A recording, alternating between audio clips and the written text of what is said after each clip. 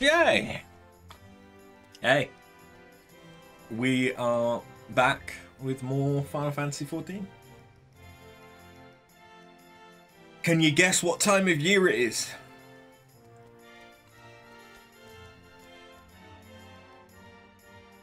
I have no idea what could possibly give it away.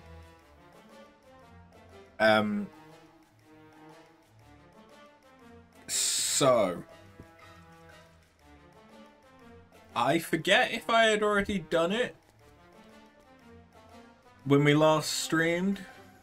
I think I had. I've finished all of the stuff in Pagos. Never have to go back to Pagos. I think I've spoken about that before on stream. I have completed another 2 Pyros relics, including 1 completed Hydatos relic.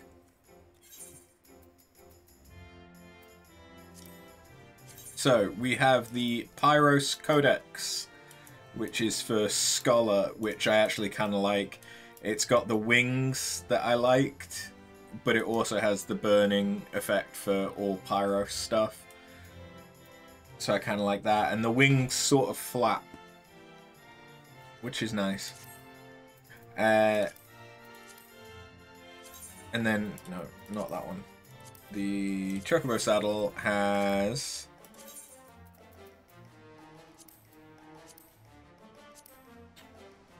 the Paladin relics, which I took all the way to Eureka. Which, they're not terrible, but they're nowhere near as good as the Anima relics with the flames. I think if the glow effect could change color, or could be changed, I'd prefer it. But that's, again, just coming down to, I wish that glow effects were dyeable. Anyway, I think we spoke about how I'd gotten Monk up to 98 last time. I've not got anything else up considerably. Gunbreaker's at 85, Dragoon is at 84. I just suddenly went lightheaded for a second, which is concerning.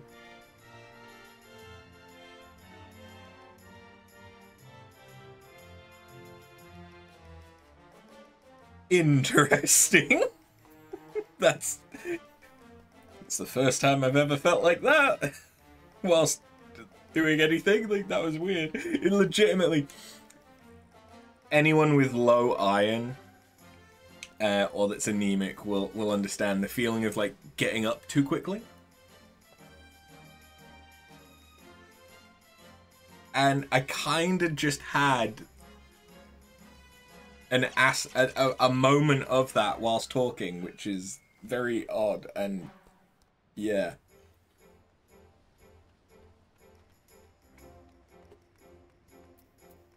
I'm having a strong colobondulance.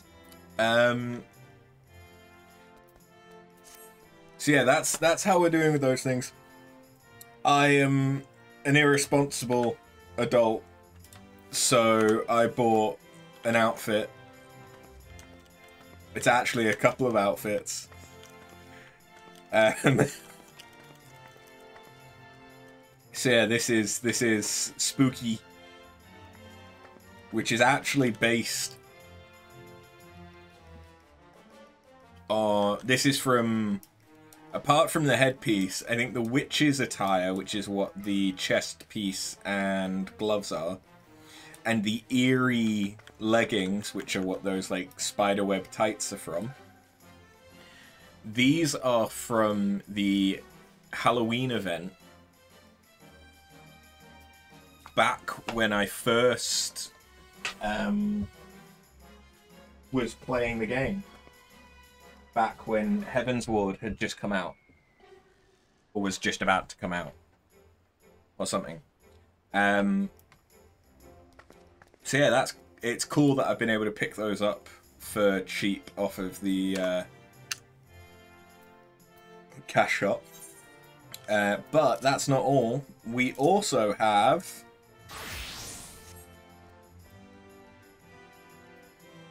Werewolf, which is not just stuff from the cash shop, although it does. We've been able to replace our ears with different ears, which is nice. But then this is the Warg chest and legs, and then werewolf feet.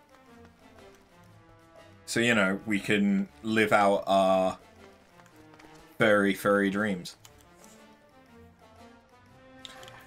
That's not all that I have, though. I do also have something else, but I haven't put that on one of my glamour plates yet.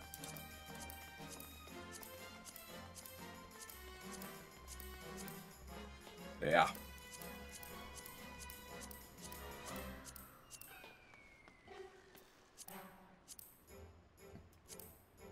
It's pretty good.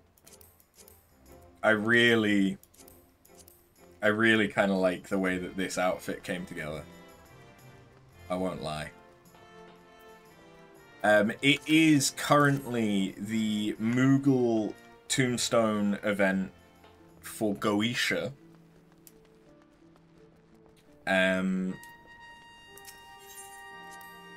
Which is basically to say that I can run around collecting stuff. Is it just me, or does that seem really...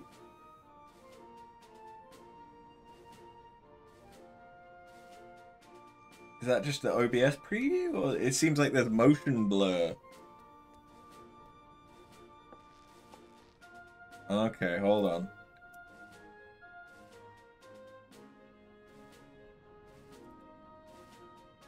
I might be able to fix that.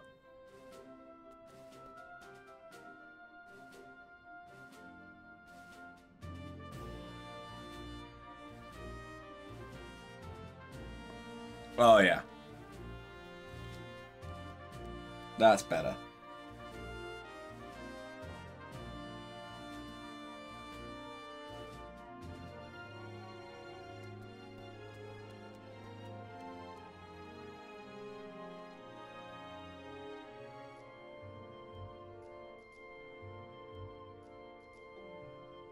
Basically what it is my shutter speed was down to quite slow for my exposure to try and get the lighting right, and because of that it meant that things looked a bit slow. Although now I'm gonna have issues with the green screen.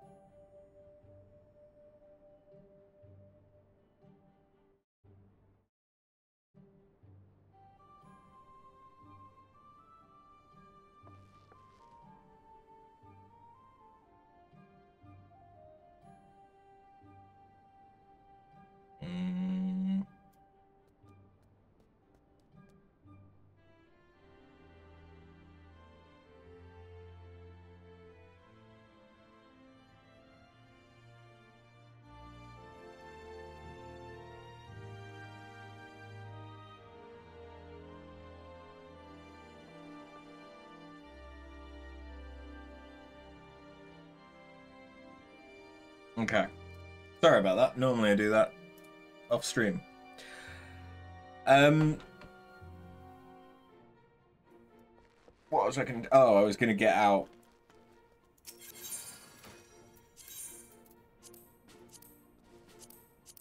the only other thing that I have.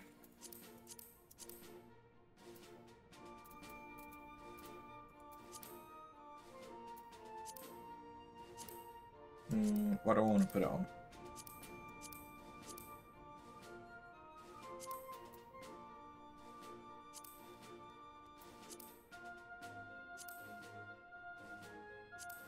Could put it on my crafter.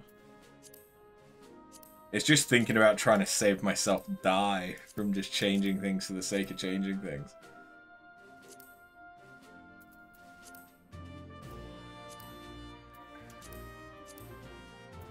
Yeah, let's do it on this.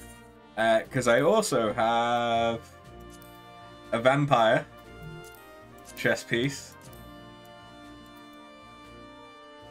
which is not too bad and is dyeable, which is quite nice. But also the eerie robe. This is definitely from the event where you literally got like these trick or treat bags that you could then open, and it had a chance of giving you different outfits for dressing up, basically. That's what where the actual werewolf chest looks like for women, apparently. But no, this is what I got.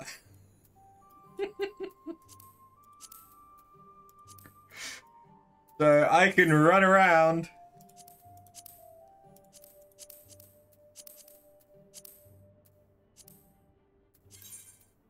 As the spooky goes.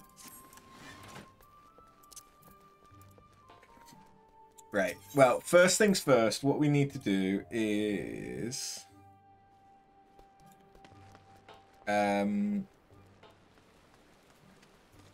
do the Halloween event for this year, which I don't actually know where it starts.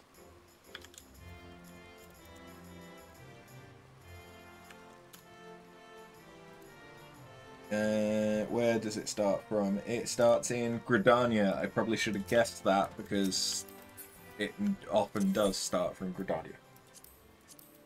Yeah, we'll get the event out of the way, and then we can do the continue the Stormblood post Stormblood MSQ.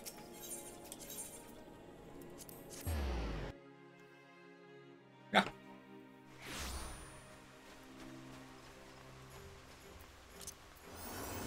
Let's actually be dressed up nice.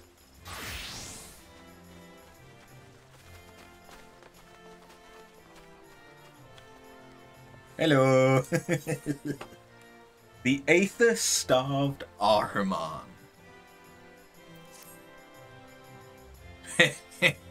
An adventurer by the look of you, hmm? As it so happens, I have a proposition suited to a woman of your talents.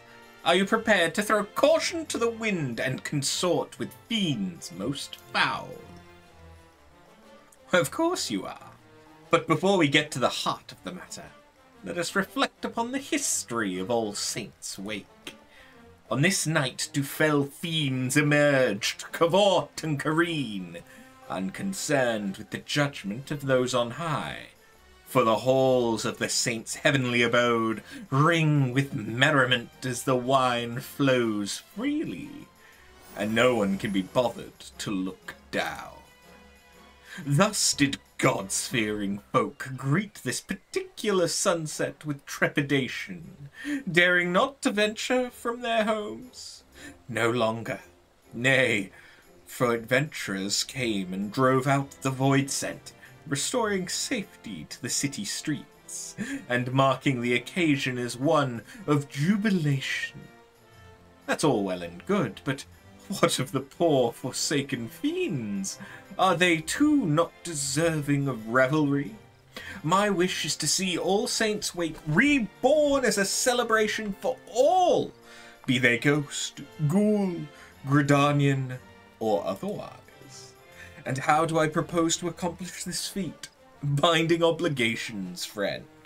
I've convinced the more sinister sorts to enter into contracts which forbid them from preying on mortals. In exchange, they are permitted to partake in the festivities. But there's one troubled soul who still seems incapable of getting into the spirit of things. Perhaps you'd be willing to give them a helping hand? Nothing too devilishly difficult, I promise. Before you get started, you'll want to get a grasp of the particulars by speaking with Papa Gruff. He ought to be performing one of his shows by the entrance to the Great Loam Growery. Now go. I shall be watching your performance with great interest.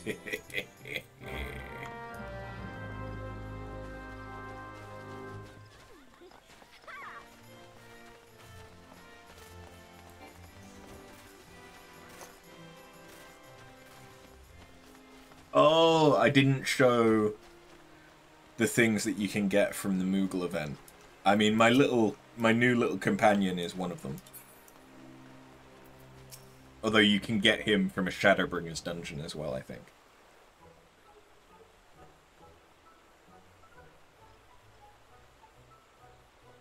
Although it pains me so, our humble performance must draw to a close. Let us then end things on a high note. Ladies and gentlemen, I bid you feast your eyes on the fantastic Philcox and his transformation magics.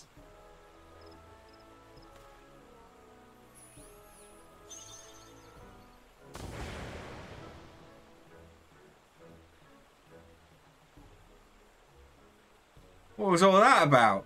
The clowning and whatnot was a right laugh, but that last bit was bleeding rubbish. Come on, let's get out of here.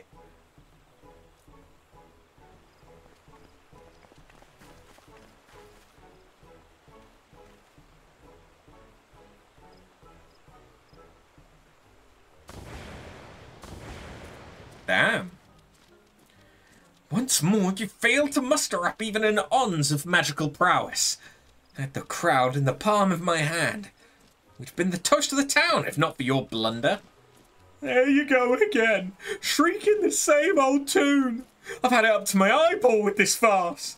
Just because you know a few cheap tricks, don't give you the right to treat me like that. I can't stand the sight of you, let alone the thought of taking to the stage with you again. Good riddance.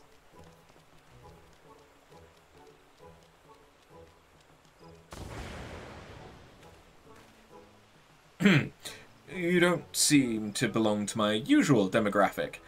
If you're not here to see one of my shows, then why are you here? A foul fiend failing to get in the spirit of All Saints' wake. I'd wager you speak of Philcox, the fellow who stormed off in a huff. Like most of our ilk, Philcox and I have an insatiable appetite for ether. But unlike your garden variety Voidsent, who hunt hapless mortals like beasts, we'd prefer to sate our hunger with their enthusiastic approval. I tell you, there's no ether as delectable as you'll find in food gifted in genuine appreciation. Which sets me to thinking, perhaps preying on mortals was an old-fashioned and misguided approach. Thus did I commit to giving folk the sort of frights that dazzle and delight, winning hearts and minds, and in the process no small number of ether-laden delicacies. And what better occasion for such terrifying amusements as All Saints' Wake? The method is catching too. Many Voidsent now seek ether in this manner. Philcox is one such reformed individual. When I first laid eyes upon him, I sensed promise. But get him in front of a crowd, and you're likely to get a smattering of half-hearted applause, let alone a few measly crumbs. You'd be better off hearing it from the Ahriman's mouth, though. Can't have gotten far.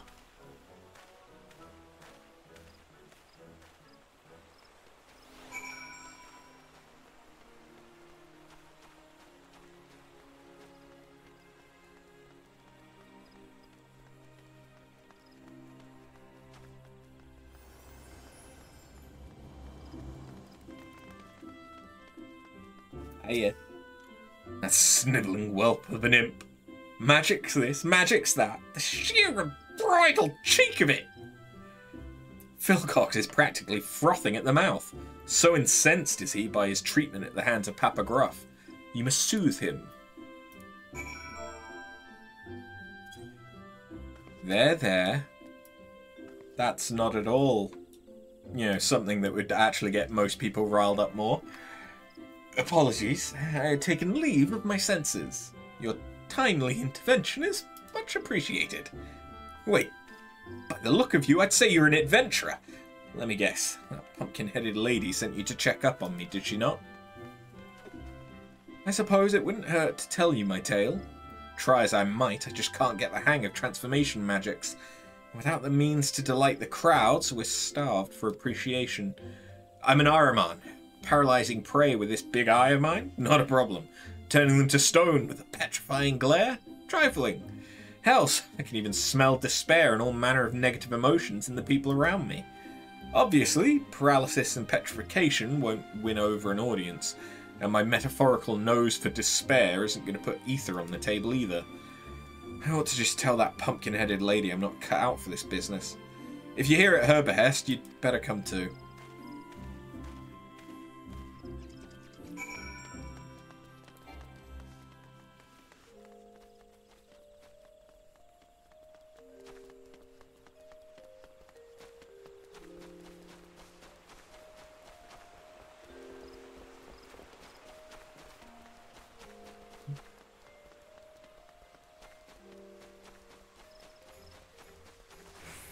Oh.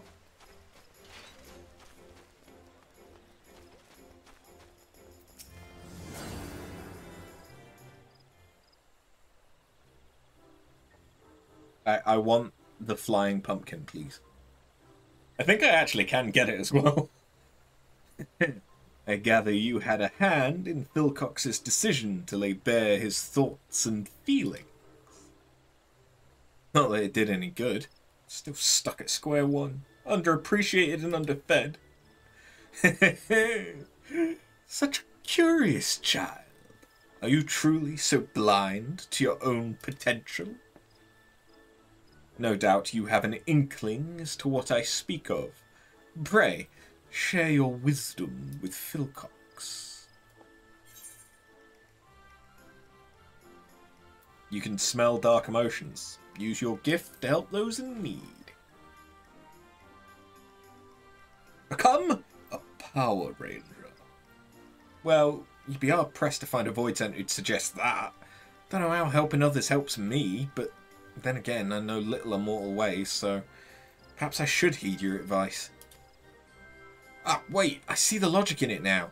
What better way to make use of my talents and knock that pompous papagruff right off his pedestal?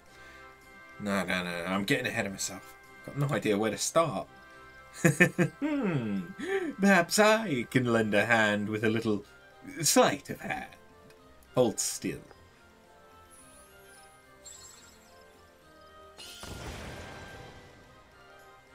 Nice boots. Ooh, wait. Okay, so I knew about the horns, but I didn't realize that the shirt has little wings on it, like it's from fucking Halloween Town in Kingdom Hearts. Ooh, I like that. I like that. Not only is that get-up guaranteed to turn heads, each and every thread is imbued with a potent magic to aid in your newfound purpose. Yeah, I like the pants. I like the boots. It's very goth. The gloves, I'm not so crazy about. I like the nails though. I really like that shirt. I hope it looks the same on female characters. You know, I think I can feel it. Maybe this isn't going to be so tough after all. Oh, it's got a chain as well? Nice. There you are. You know, I had thought to apologise for my harsh words earlier, since our act was my initiative and therefore our success, or lack thereof, was ultimately my responsibility. But I sense that you've been scheming. It pleases me to inform you, Papagruff. I found a way to win over mortals on my own terms. I find that hard to believe. But since you seem so confident, why don't we have ourselves a contest? Whoever garners the most affection, and thereby the largest share of aether-rich victuals, wins.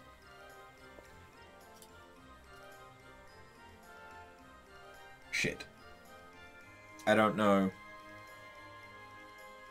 Clearly, also the green screen is still fucking up slightly. Is that better? Not by much. How about that? That's better. You're on. I hope you're ready to bow and scrape.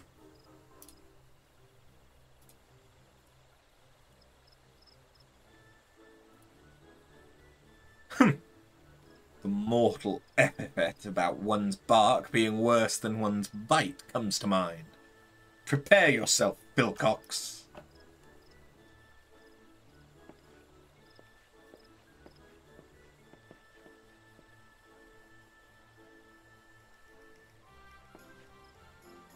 I know I've got this marvellous magic outfit, but I'm still not entirely convinced I have what it takes to beat Papa Gruff on my own.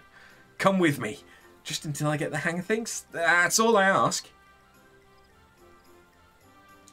Very well. I shall leave Bilkox in your capable hands.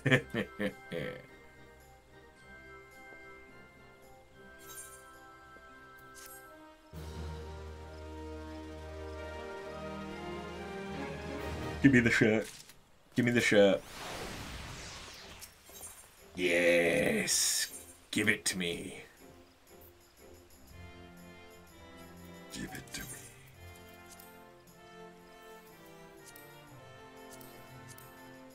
And the horns do show up on Viera. Ooh, those pants actually look really good on, you know, long-legged Viera. The horns, they're just horns. But yeah, I didn't know that this... It's basically a face. I really like... Oh, it's a double chain. Yeah, I really like those pants, though. Oh, there's a lot of glam opportunities there. And also, this can be dyed, right? Yes, although if I dye it black, it's like the texture on it is changed?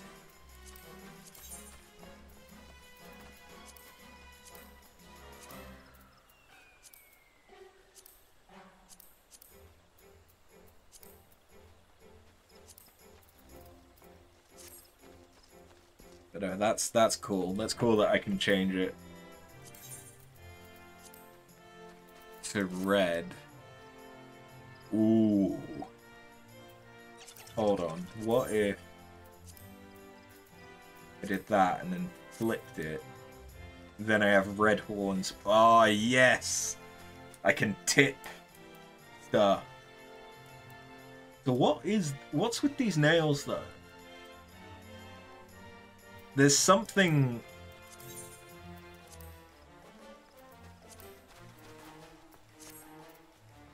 with the nails, but I can't really see it too easy.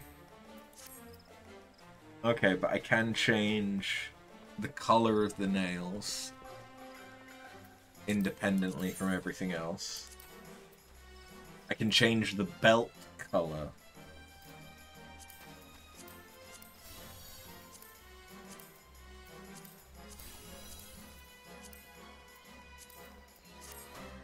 Which is actually kind of nice. Oh god.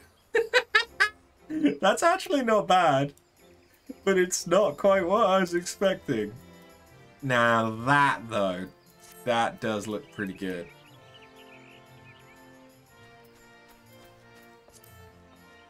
Fucking beetle crushers.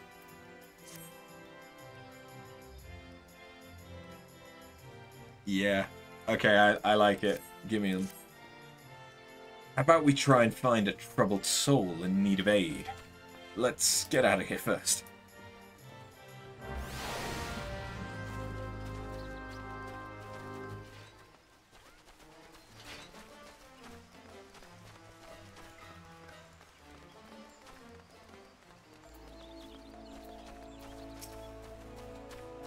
Right. Time to look for folk harboring negative feelings. Give me a minute.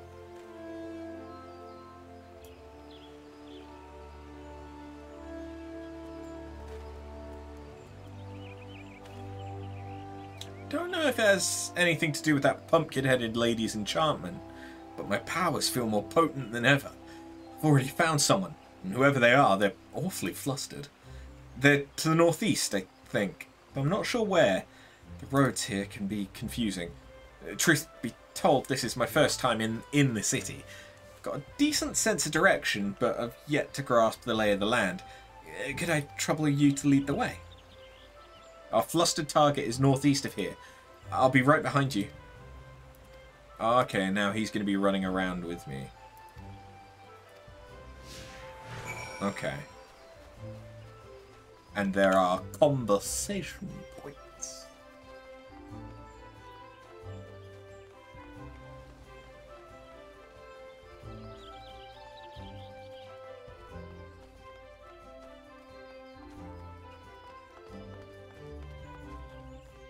Oh, the conversation points show up on the map as well. That's cool. Discuss the delighted woman. Such glee. They mentioned a clown. I'd wager they just had the privilege of seeing one of Papa Gruff's performances. Listen, be the first to admit that he's an expert illusionist. You've only got to look at folk like these ladies to see that he knows how to work a crowd. But I won't be upstaged. I'll prove there's more than one way to win over an audience. By following your timely advice, that is. Given the delight written on their faces, our opponent must have earned himself some sustenance. Which means we've no time to lose. Onward!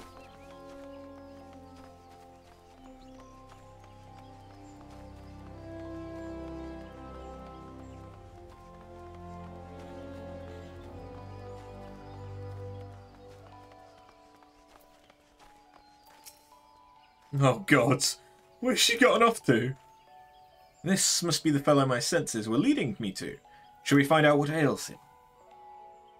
You there, what's gotten you so worked up? Oh, forgive me, there was this poor little girl who'd been separated from her mother. I was helping her look, but she suddenly disappeared. I can't simply abandon her, but then again I have an urgent personal matter to attend to and I don't know what to do. In that case, why don't I and my associate look for the girl? Then you can see to your affairs without worry.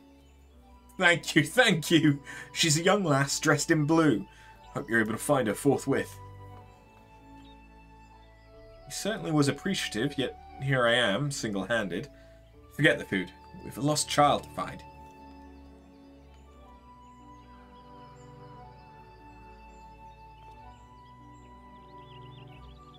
I'm detecting a despairing presence to the east. Odds are it's the girl, which means I have need of your navigational nous once again. After you.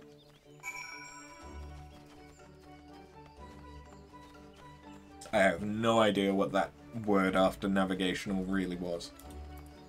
Nous? Common sense, practical intelligence. Nous. Nous. Nous. Understood.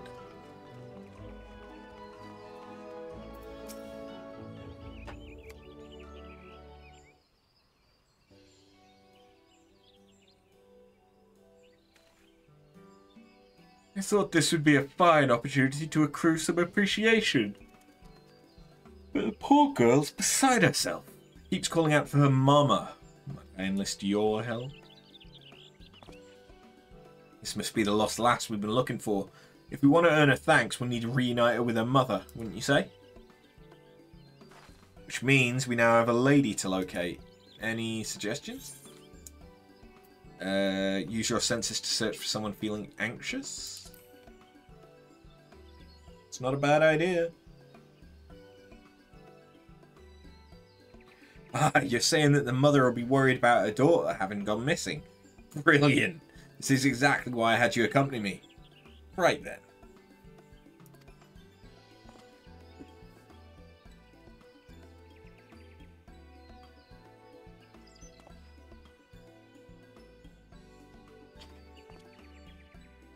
Found her?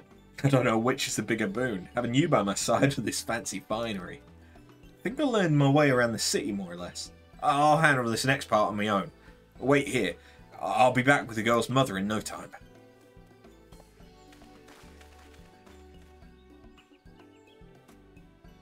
Perhaps we should have asked the girl's name. It'd probably be helpful. Or did he get lost?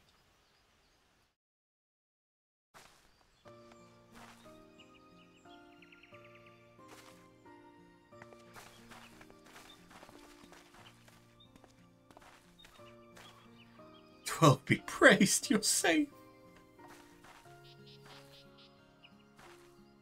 You have my eternal gratitude.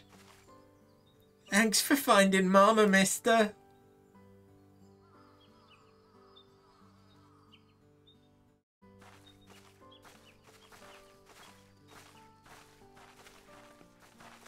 Do you believe me now, Papa Gruff?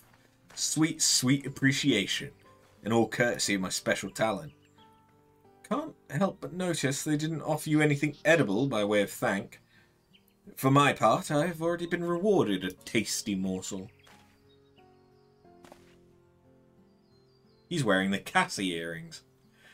That said, the gift of food is far from guaranteed. Indeed, perseverance is key, which is why I find myself performing show after show. I suggest you approach this contest with the same tenacity, Philcox. I'm afraid he's right. Constant effort is key.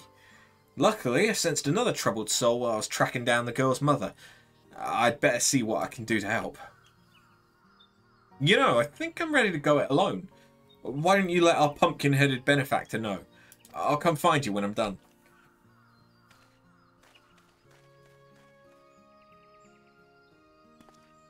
Well, I'm afraid my next performance calls me. Until we meet again, adventurer.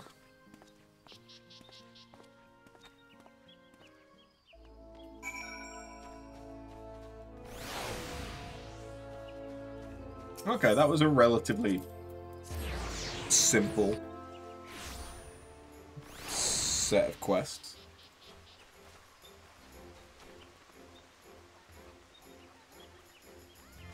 You're the vendor. You do have the flying pumpkin. Yeah, give me one.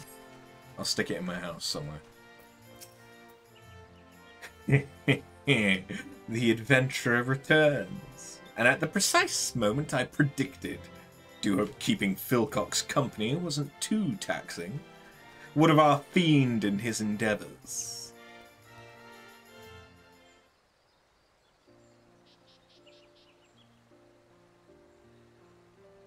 You have my thanks.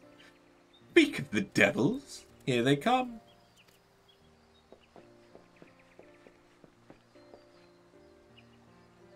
Dear, oh dear.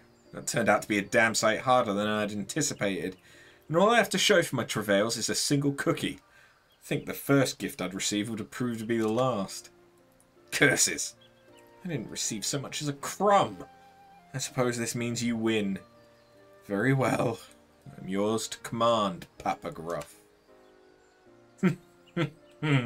You admit defeat far too readily, Philcox.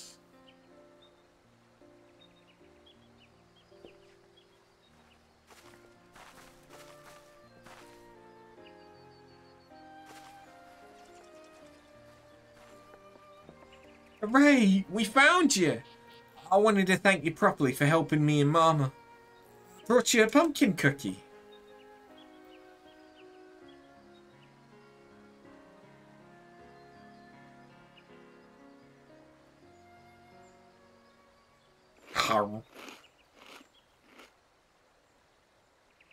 Simply scrumptious.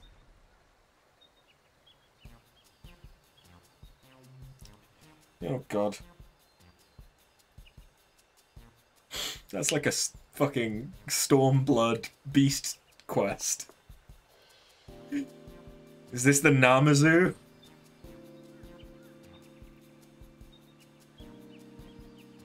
I'm glad you like it. Farewell.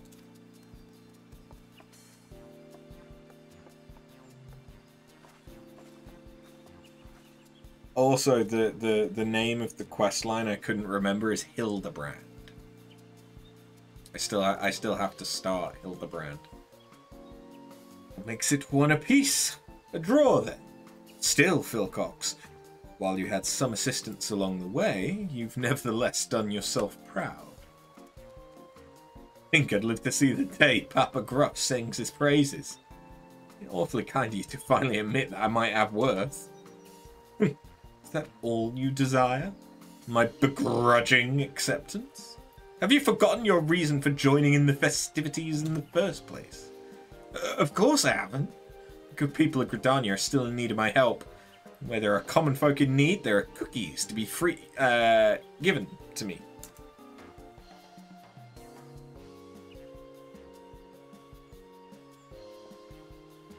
Adventurer, I better get going. But before I do, let me say this. I might have found a way to get I might have found a way to make the most of my talents, but I wouldn't have been able to do so without you and the pumpkin-headed lady. I'm sure we'll run into each other again one of these days. Till then.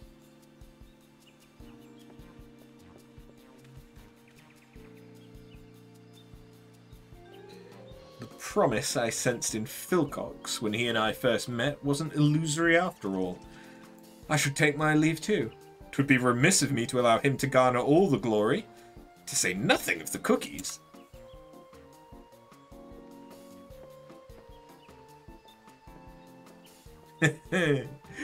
I'd say those two fiends ended up having themselves a frightfully fun-filled All Saints' Wake.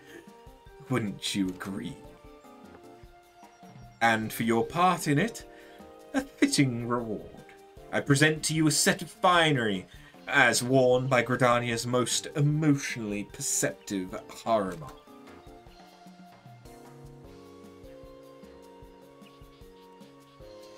Perhaps you wonder if your outfit's endowed with the same enchantment.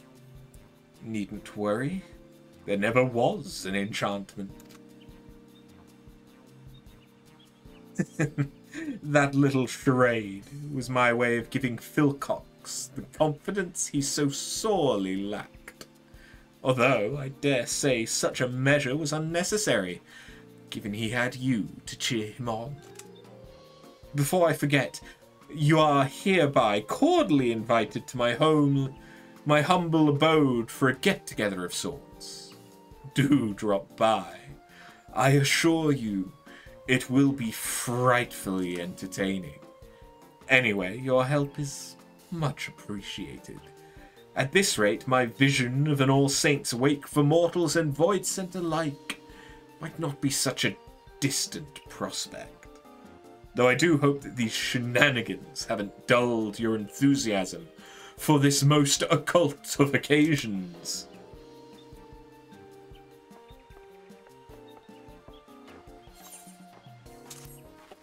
Sweet!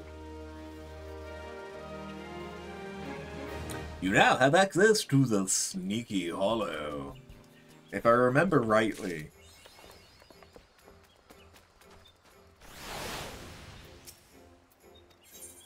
the Sneaky Hollow lets you transform into NPCs.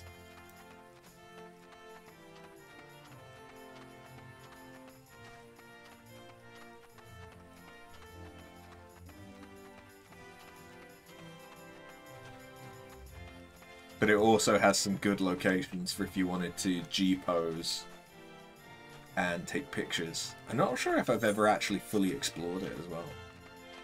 I'm not sure if I've ever been down here. Ooh, hello.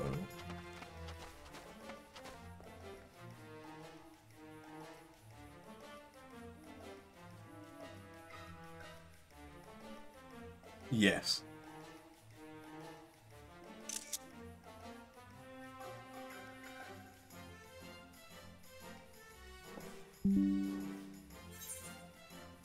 I like that. I like that a lot. Hold on. Frame it. Frame it up better.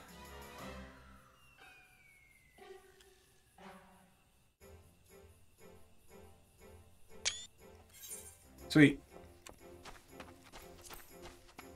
Okay.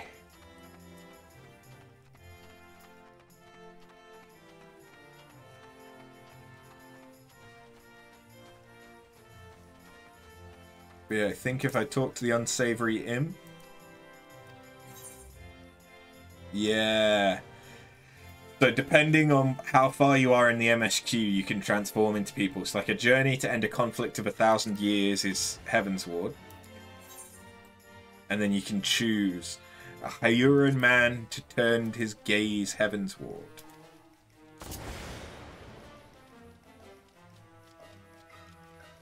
I don't even know who this is!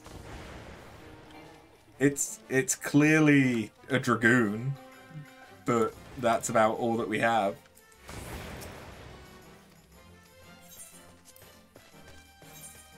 An Elezen of noble birth, fond of gossip and hearsay. Ah, yes. Now that makes sense.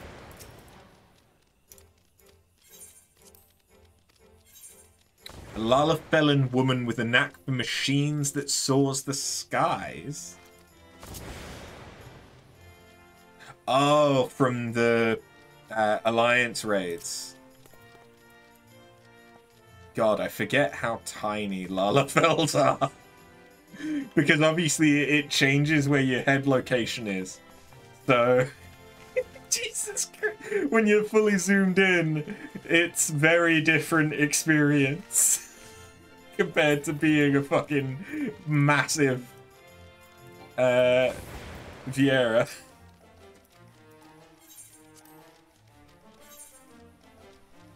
Hardy Hyuran.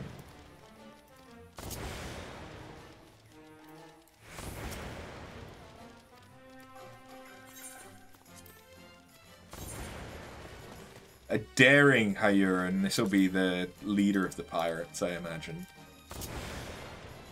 Yep.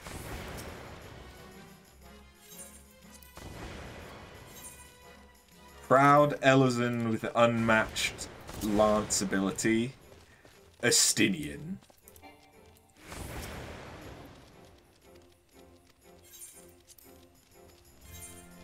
Rogue Lalafellin, woman of the intellectual persuasion. Oh, Kryl!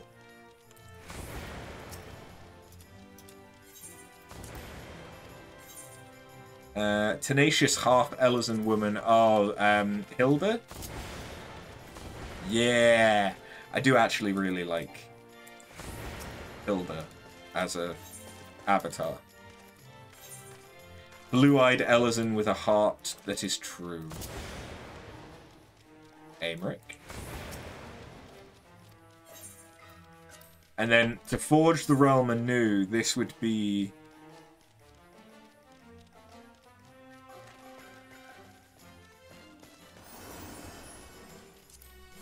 Is this just... That's just a realm reborn.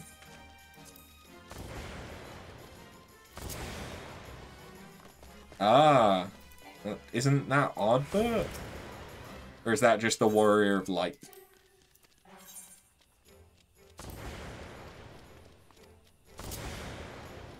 Tataru. So then where's the one for Stormblood, or have I not unlocked that because I've not started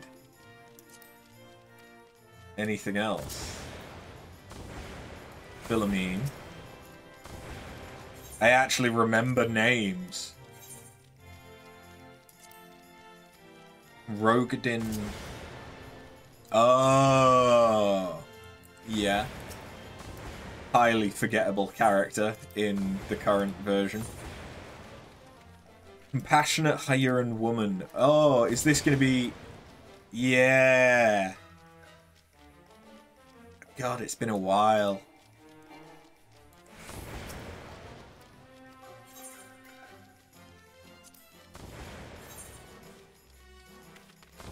Rogadin, who escaped the Empire with his diminutive... Oh, okay, so that would be Wedge, Biggs.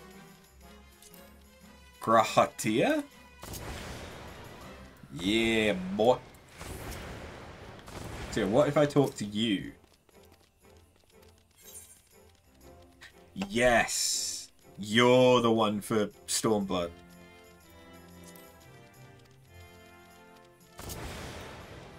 Because basically, they'll only show you NPCs for the expansions that you've actually done.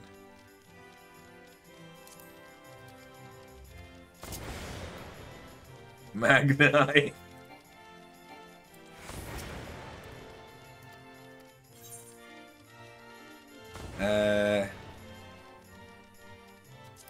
Crimson Guard Hyurin. Oh, yeah.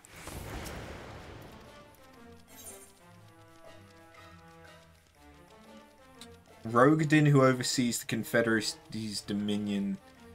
Okay, that's the pirate. Yeah. Erudite Ori woman who holds the title of Archon. Is this the mole? Oh no, okay, yeah, she's obviously from the Alliance raids. Hyurin man, inspired to take up arms. Oh, that's the Warrior of Light. Thank you for your vote of confidence. Queen! How you doing? Been a while. Thank you for the sub. So that's the Warrior of Light from the trailer. And the other, the same Warrior of Light, but as a samurai. Okay. Pardon me.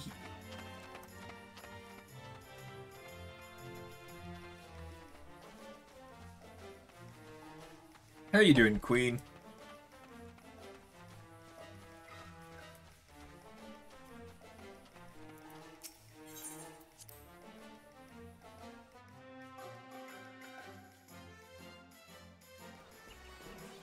I am as well as can be.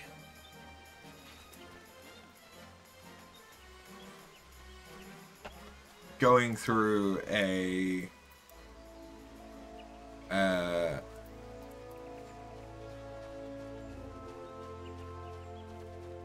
what the fuck?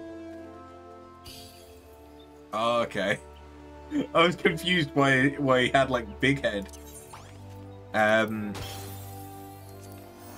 Where do I actually have to go? Raga's Reach. Alright. Yeah, I've been going through a stressful time. Well, you've actually hit the nail on the head as well. Yeah.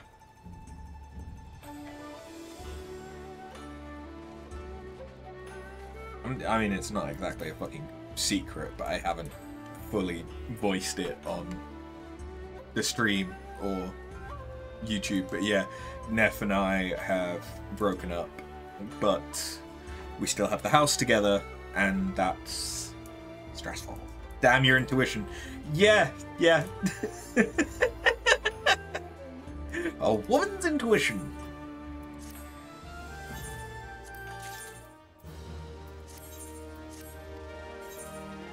Clearly, you knew. You sensed that I was single again, so you just had to come and try. I know how it is.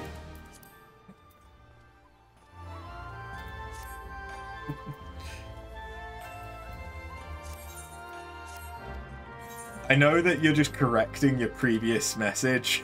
But it's the fact that I knew when I came. What have you been doing here? You're looking for a boy toy. Well, there you go.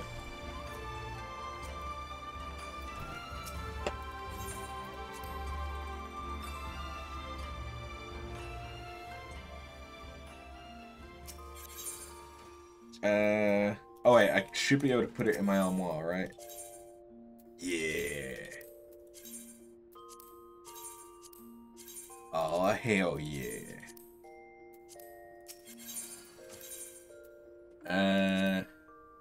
So like now I could potentially replace the leather pants.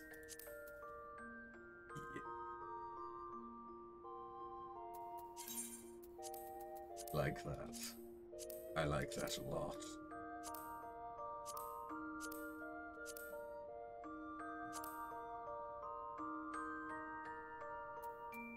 What does this look like with not bad, but not the best either.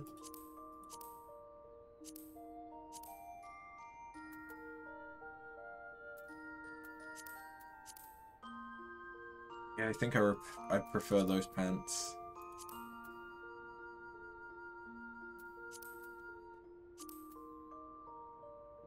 And then that.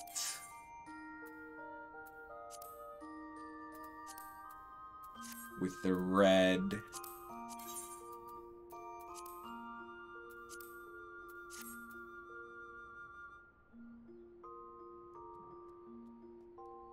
If the housing market is as shit as it is there, then yeah, you understand the stress.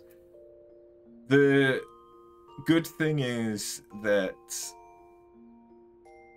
there are houses around that I could afford even by myself. What's likely going to happen, we haven't been able to get an appointment to actually meet with anyone to talk about it yet. But what's likely going to happen is remortgage this house, 'cause it's actually gone up in value since we got it. So we free up the equity that we each have in the house. Neff can then take that and either go and rent a place while she saves up, or can put down a deposit on getting a house herself. And I would borrow some money from my parents to add to the deposit so that I can keep this place by myself for a while. And then probably like next year I can look at selling the house. And any money that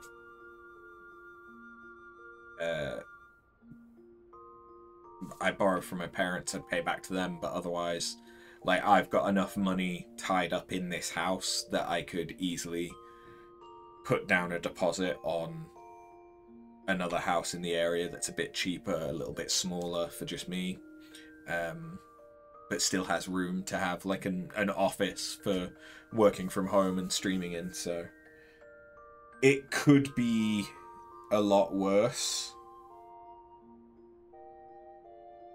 but yeah, it's a stressful time.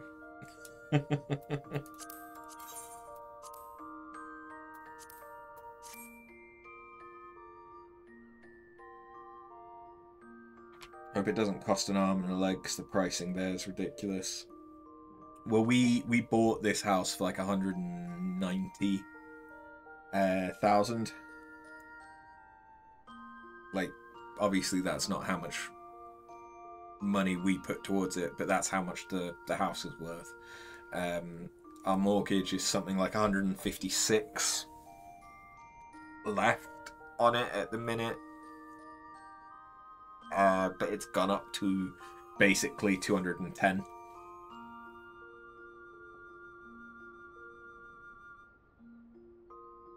So yeah, we got a bit of extra money from the house going up in value, which is going to benefit Neff going and taking the money to somewhere else, but it also means that I can't afford the house by myself, because the maximum amount that I can probably borrow with my income is about 150,000 for the mortgage, and so I think I'm going to be about 20,000 short for the deposit just by myself. Can't even get a garage for that there. Yeah. The housing market is fucked. A lot of places.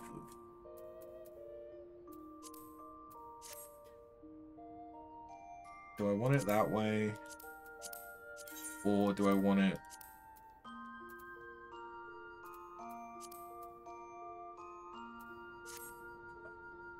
I think I prefer that way. But then do I want... I kind of just want those black.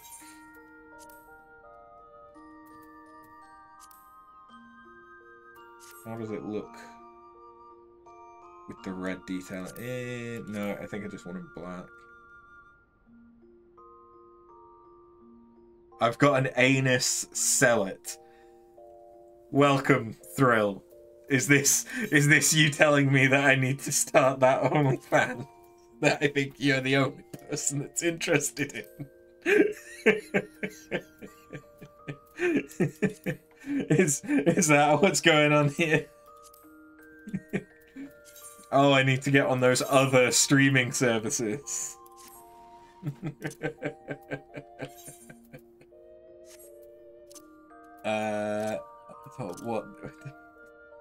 What class do I want to be?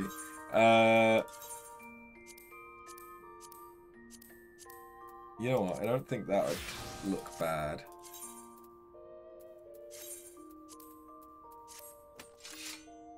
Yeah, that works.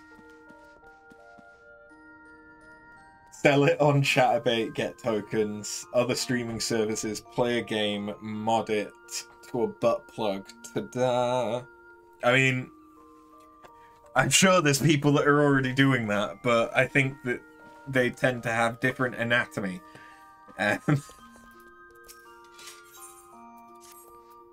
Right. Anyway, I could swing by the house, but there's not much point. Let's go... No, not the Harvest Begins. Girabania, Ralph Reach. We only care for the anus. You only want me for my anus. Yeah. That's a sentence.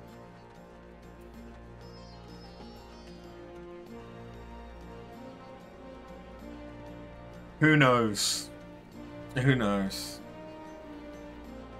God, you're terrible. Who knows? Like, honest. I mean, the thing is, me saying that and saying that many times will make people think that I will actually go on Chatbait. Probably not. But if there was demand for it, I have a voice that can do spicy audios. Just feet.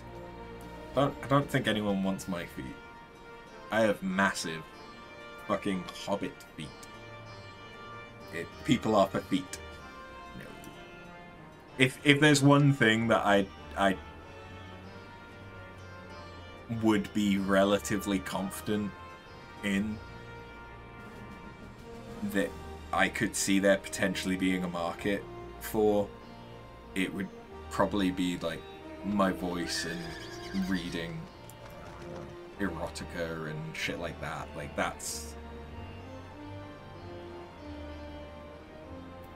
that is the thing that I think is most marketable about me in a sexual sense. Or an erotic sense. But I mean, I'm also a guy who is predominantly interested in women, who is too close to being myself. I am constantly inside myself. So I'm not trying to get inside myself, you know. When you were pregnant, you made extra money for chatting to lonely dudes on a chat room. Yeah. I could probably use another source of income, but maybe not. Maybe not whilst I'm still living with my ex-partner. You got paid a few cents per received message. That would actually, like, yeah, that would add up quick.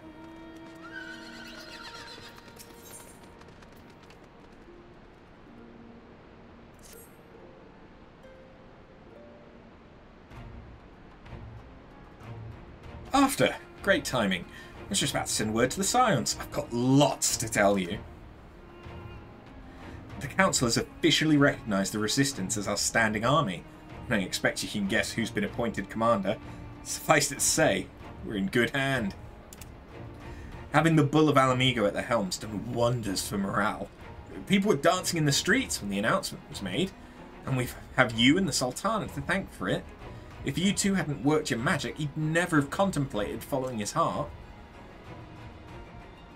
And you were pregnant and bored, yeah.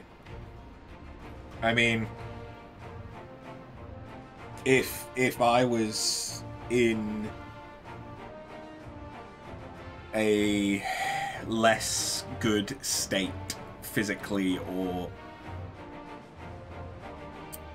with the probable autism, which I need to see about a diagnosis, and yada yada yada, like I know that quite a lot of people turn to stuff like that and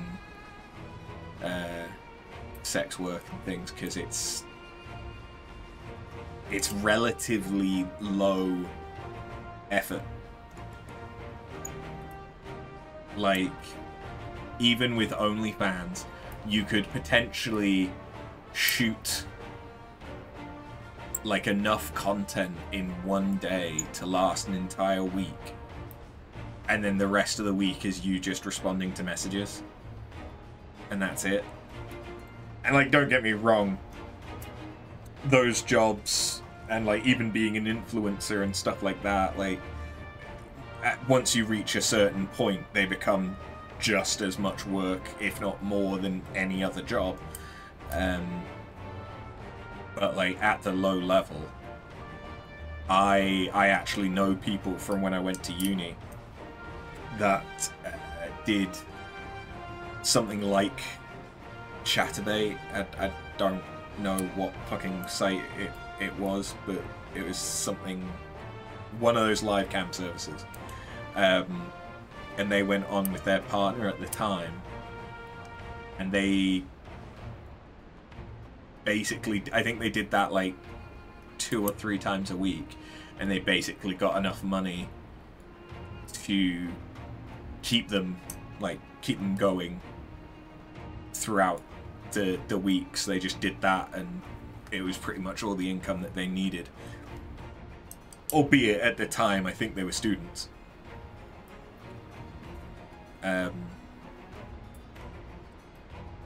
But yeah, she was a bin dom as well, so I don't know how much money she got from that. If you were more sure about yourself, you could probably see you doing it, but self-esteem and shit. There's the rub, isn't it? You have to know why you're marketable in the most business wording. You need to know what your best assets are.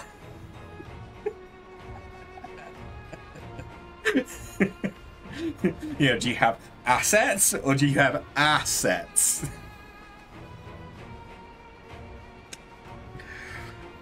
But yeah, and that is something that you'd need to think about, because especially now with stuff like OnlyFans, the market is a lot more saturated.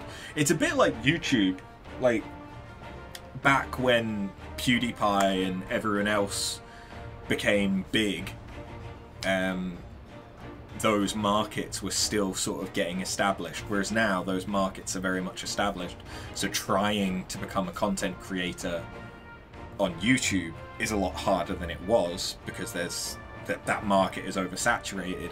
And the same thing I think is happening with stuff like OnlyFans, because of how much popularity it gained, how quickly, especially then with like COVID forcing everyone to be home during the lockdowns, and you know, if you were lucky enough to get furlough and all the rest of it. So you have cassettes. Hey, there might be a market for that. It's a retro. But yeah, I will probably be thinking about the channel more and trying to get that established. if it seemed like there was a market for it again, like I wouldn't be against doing mild shit like spicy audios and stuff. I don't care. It's not like, and we know, like, I know people that used to do sex work. There's a mutual friend between me and Neff who did OnlyFans for a bit, but then she basically was getting doxxed and her family was getting a bunch of shit for it, so she had to stop. But, like, my family don't give a shit. Legitimately. There's a market for everything. True, but after 10 years on Twitch, I don't know if I've found my market.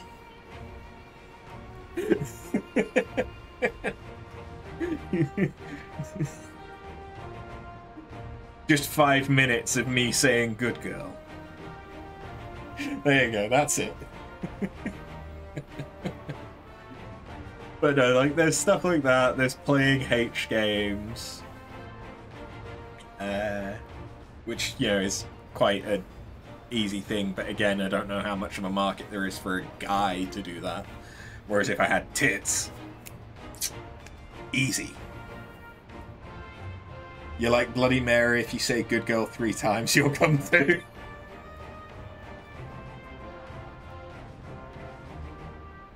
To be fair though, you've always been at work or been at uni, so you're always limited to how hard you could go. True, I am often limited in how hard I can get.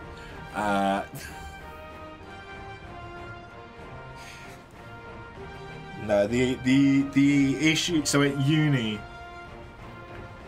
I didn't really go to uni and I just streamed most of the time. So that's where the majority of our community came from, was because I was just always on Twitch. Then working in hospitality, I never knew when my shifts were going to be consistently, so it was difficult to set up any kind of schedule.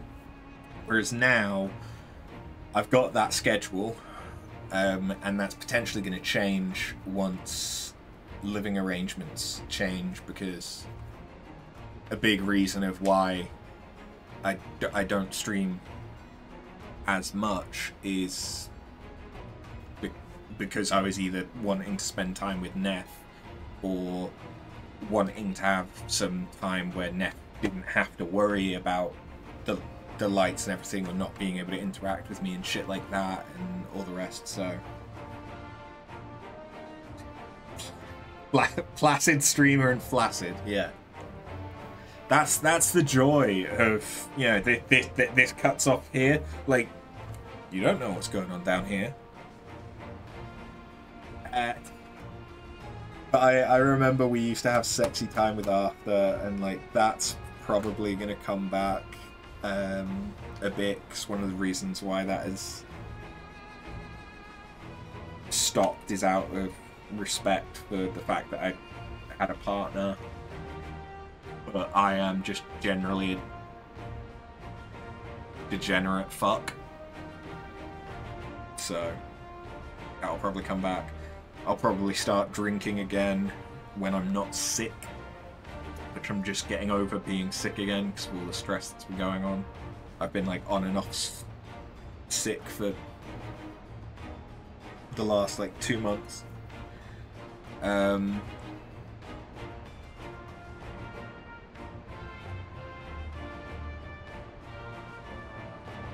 Yeah.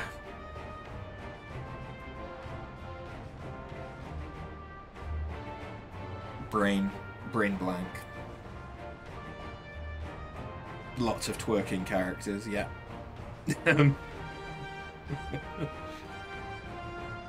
Anyway, video game. I've gotten very distracted because we've got Queen in the chat for the first time in like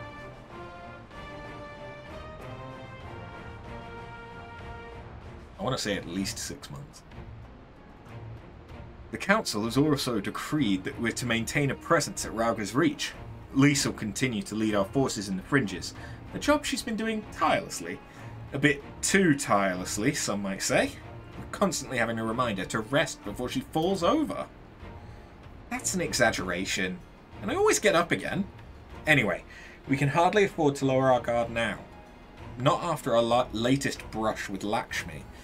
Speaking of which, we've been keeping a close eye on the Quelana, and it looks like they've chosen a new leader.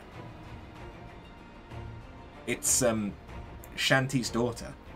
You know, the half-dead one. For whatever reason, Kalana thought she was the best candidate, which makes them leaderless, basically. As things stand, there's no prospect of engaging in talks, let alone coming to an understanding. But I won't let that stop me. I'll keep on reaching out to them until they finally see sense. Just like I've been reaching out to Fordola. She still won't meet my gaze, but she's given up trying to ignore me. It may only be the odd grunt, but at least she's responding. I'll get through to her yet.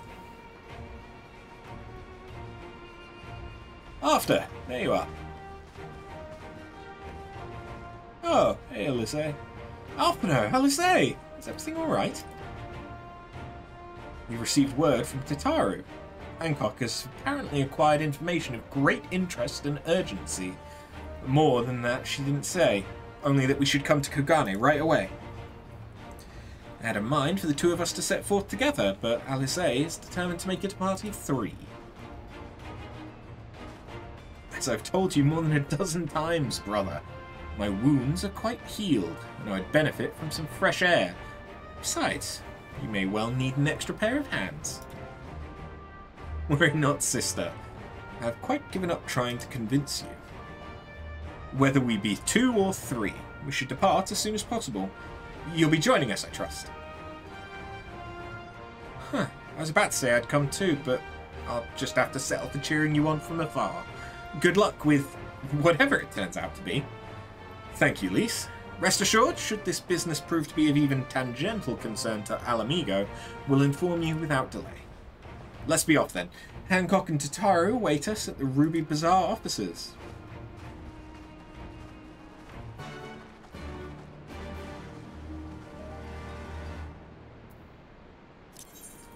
To Kugane.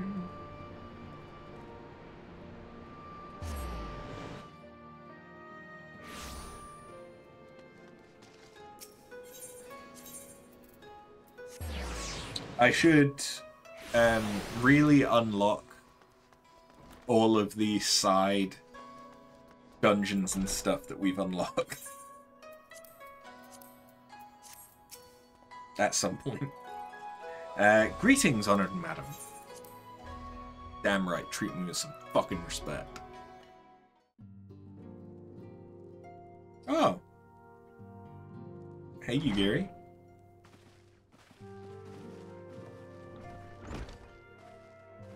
My friends, thank you for coming at such short notice.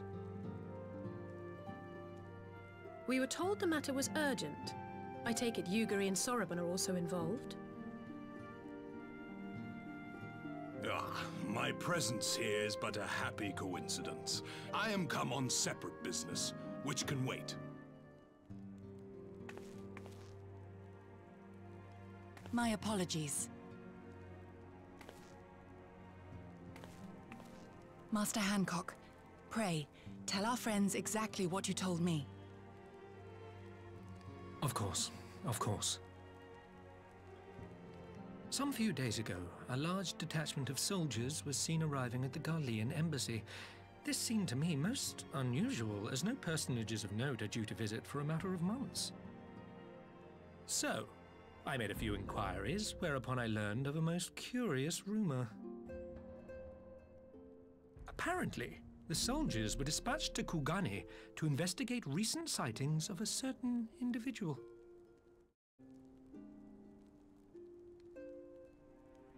The late acting Imperial Viceroy of Doma, Yotsuyu. AKA the I beg your cunt. pardon? I too am loath to believe it. I saw the keep come down on top of her. We all did.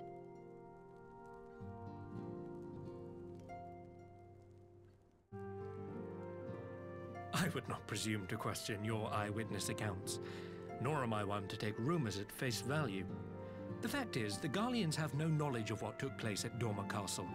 They may well be chasing after a woman who merely resembles Yotsuyu. But a woman who resembles Yotsuyu in the company of a grizzled Rogadan samurai? I dare say that thickens the plot. Gosetsu! He's alive! While I've no conclusive proof, I thought that such a possibility warranted your attention. Have you informed Lord Hien? Well, I think we'd all like to believe the old bear survived. Oh no! Now all I can think about is him as a bear with While a I cub. dare not give myself wholly to Is hope, he and his I will cub? not deny that I have prayed for such a miracle ever since that fateful day. But regardless of my personal feelings, if the Empire has seen fit to pursue these rumors so vigorously, we can scarce afford to ignore them. I am bound by duty to ascertain the truth of the matter. Will you join me in this quest? I will find Gosetsu together. I need to ask him some questions about whether or not he's a bear. Thank you. If Gosetsu yet lives, he will need our help if he is to avoid capture. Gosetsu is a dear friend, and we cannot abandon him to the mercy of the Empire. Our course is clear.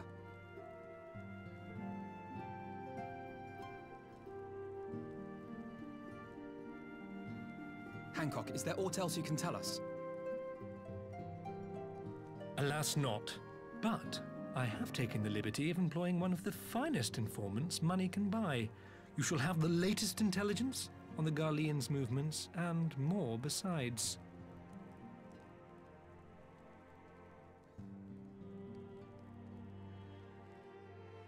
Creepy. The informant awaits your pleasure in the back streets of Sanjo Hanamachi. From its shining facade to its dark underbelly, few know Kugane as intimately as he. One of the finest informants money can buy.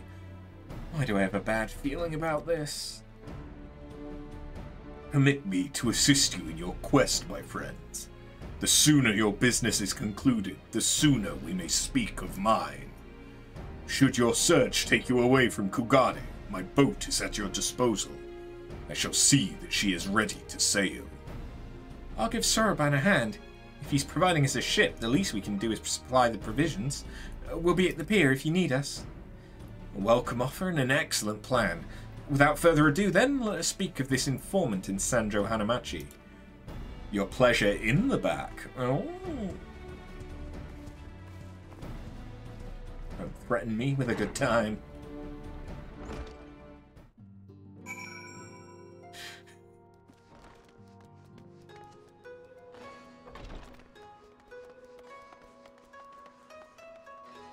There is a big difference between getting shot in the back and back shots, isn't there?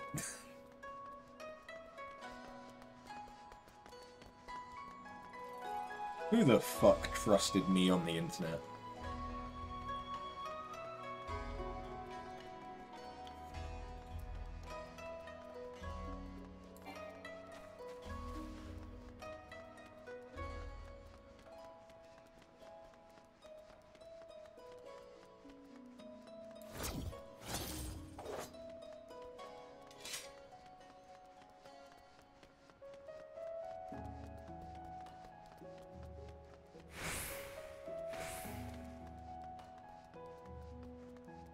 You grew up on the 90s internet. There were no fancy things like rules. Oh no, now that's where you're wrong. Because I also... Well, okay, fine. Less so 90s, because I was only 5 in 2000. But I grew up with early noughties. Internet. And yeah... There were some rules. And Rule 34 was coming into its own. I really should have fucking fast traveled, apparently.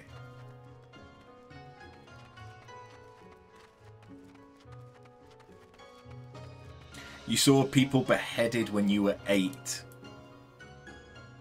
Yeah. Yeah.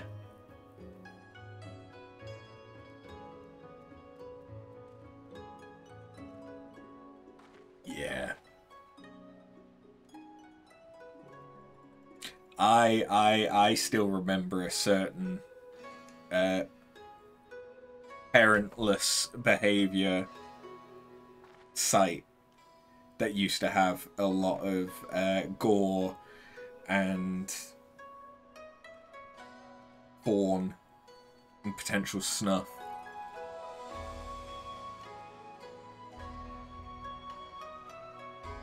And I was a B-tard on 4chan for a while, which was a time. Although fair enough, that was when I was a teenager. But yeah, the internet used to be a lot easier to get to the unsafe parts.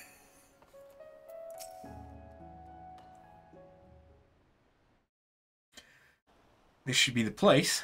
Now we wait and see who comes. Spoiler, it's me. It has been a while, my friends. Yes, yes, a long while indeed. Fuck. I knew it. Yoda! Any funny business and you know what will happen, I trust? No funny business. Only loyal service and the finest quality information. Of course, such quality does not come cheap. Now that you think back on it, you were a closed alpha tester for a game called Sacred when you were 14, 15, and there was a 25-year-old dude hitting on you. Where's Chris Hansen? Yeah, that's a particularly not a unique story, apparently. And unfortunately, that pretty much every... Like, it happens to boys as well, but a far larger proportion of it is girls that get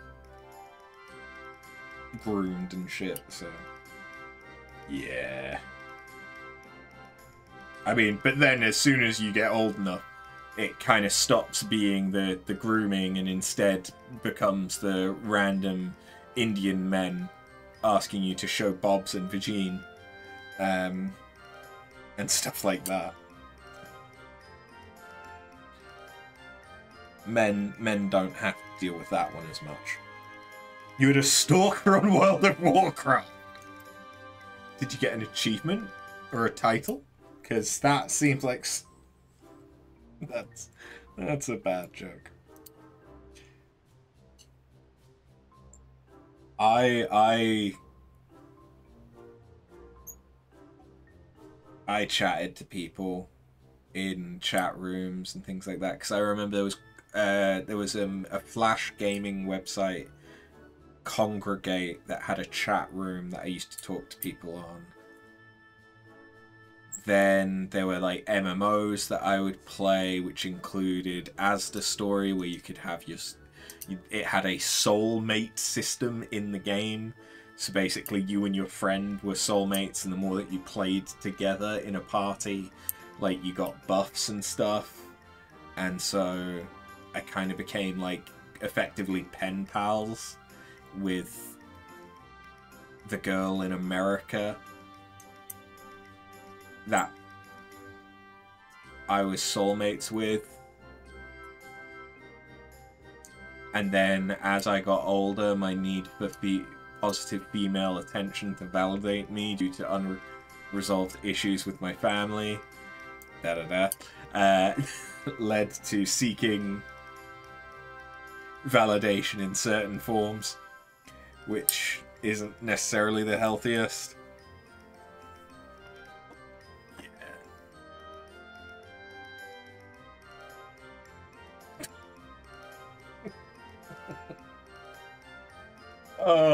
The law. The law. Okay, anyway. No, but Ben Hancock already paid you. Honestly, you must think we were born yesterday. Half a mind to call lease. No. No lease, I beg of you. No boots. I'll tell you everything I know. Free of charge. The Empire searches for Yotsu. High and low, far and wide. Come to enlist my help, they did. Promising rich rewards for decisive information. And have you decisive information? Were 2 individuals sighted here indeed Gosetsu and Yotsu? Alas, see them with my own eyes, I did not. But the Imperials are confident, yes, very confident indeed. Look at the size of their contingent. But here is something they do not know. A rumour which you will find most interesting, I think. They say an elderly Rogadin samurai appeared on Kogane Dori with a beauteous maiden and sold his katana to a pawnbroker.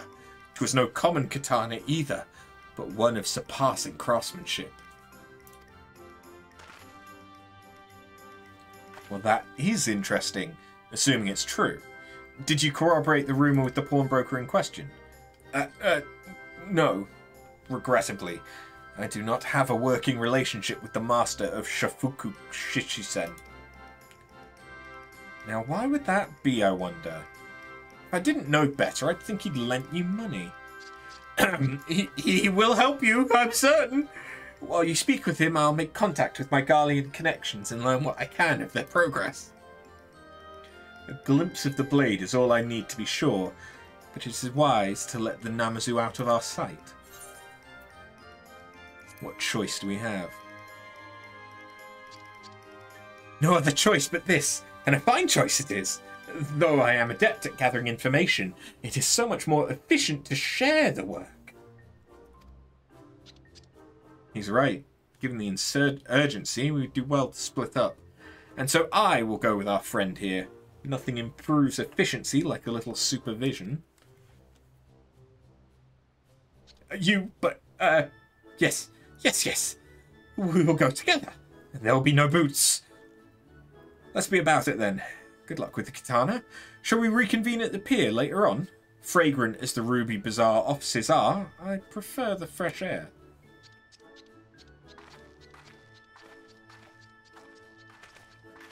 I believe Alice has a task well in hand. Shall we seek out the pawnbroker?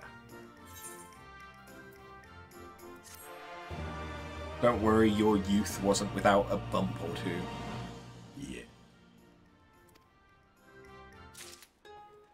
Every so often I think about some of the shit that I did when I was younger, and I'm glad that any of the people that were around when I was doing them aren't in my life anymore. Like, part of it is just being a weird person, part of it's being neurodivergent, but like, whoo! There's some shit that even I look back on and go, why the fuck did I do that? The coke addiction was a literal bump. Yeah. I am quite lucky that I haven't had to deal with substance abuse. However, addiction is still a thing, but it's more around the gaming, and my drinking habits aren't necessarily the healthiest when I was at uni and stuff, but I never got to the point of being a drunk. It was just I was drinking more often than I should do, but I don't like actually getting drunk. So I don't like the relinquishing of the control. So drinking is a UK thing, goes hand in hand with stabbing. you're not wrong, but you are forgetting about ketamine, which is the other UK thing. It's not all drinking and stabbing, okay? We also have ketamine. Yeah.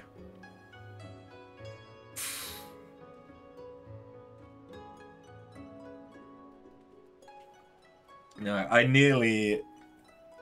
If I had gone through the effort of actually knowing where the supply is around me, I would probably have some level of an addiction to weed. Because I've tried it. Well, I've tried edibles and I've been basically hotboxed. Don't have good memories with the hotboxing because of the situation I was in. But the edibles basically just calmed down the anxiety and stopped me from thinking as much, which is something that I could see myself wanting to do more often and frequently. So, yeah. So who knows, maybe this is what makes me move to the US and go to dispensaries. I mean, honestly, it would probably be easier to just go to the fucking Netherlands. But still. Everything in order? Then let us proceed to Koganedori and find the master of Shafuku Shichiten. That second word, Shishiten, I want to say it is. But I keep on saying, like, Shitinten. Come to the Netherlands, I'll show you fun places. But no.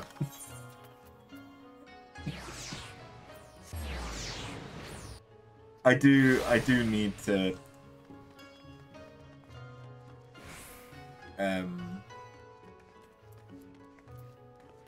like go on holiday and stuff though.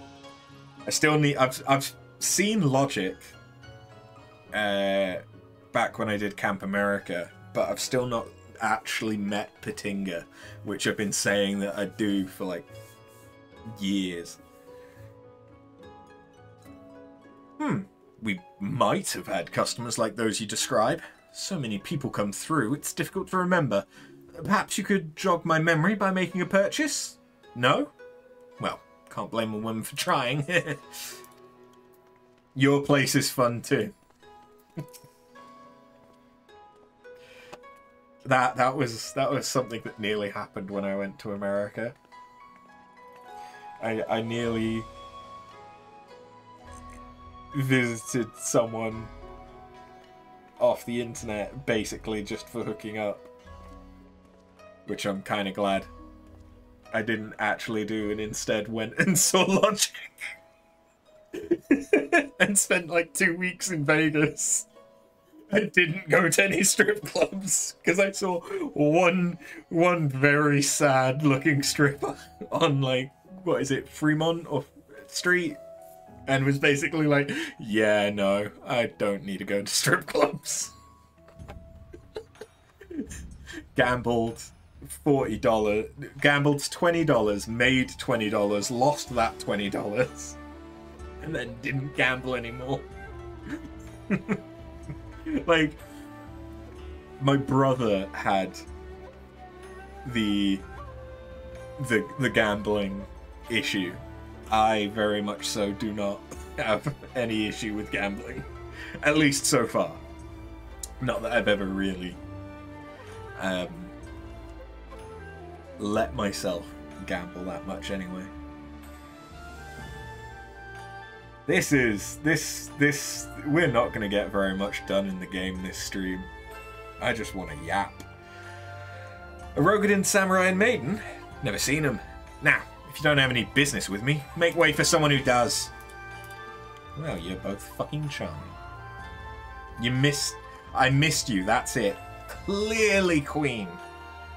Clearly, I've missed the sass and the ass and everything in between.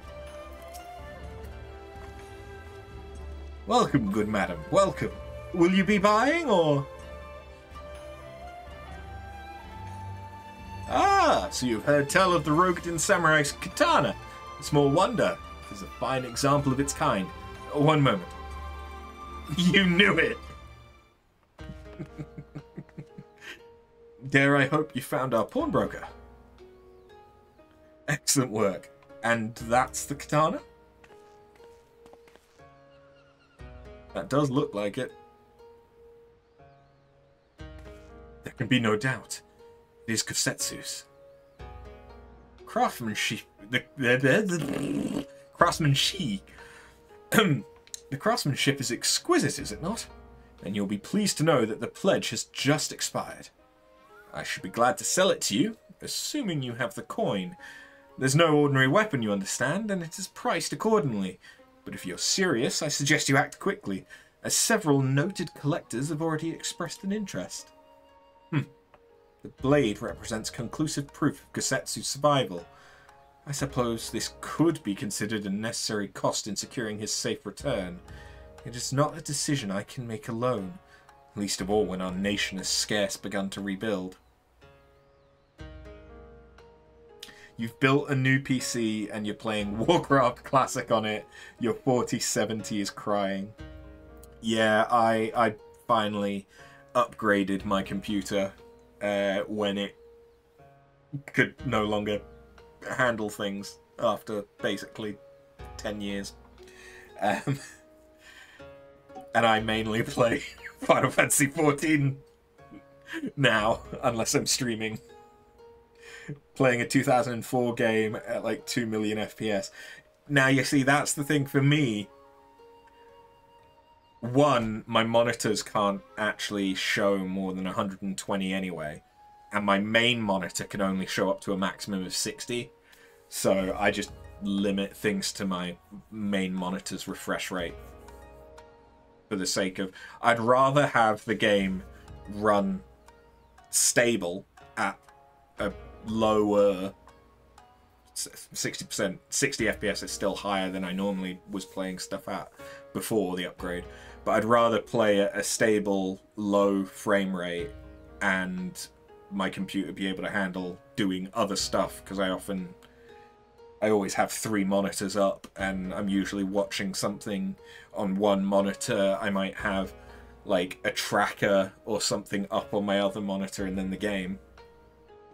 And know that that's all going to be stable, than do one thing at a ridiculous frame rate that I'm not going to actually benefit from. And then pawn on the third. Sometimes, if I'm feeling it, you know what? Yeah, sure, fuck it. Although, no, that would be the thing that I'm watching. I wouldn't be watching something and then have pawn up. Unless it's just like a slideshow. Or it's muted. It's muted. I'm just there for the visuals. I don't give a shit about the story. And then I've got anime up for the story.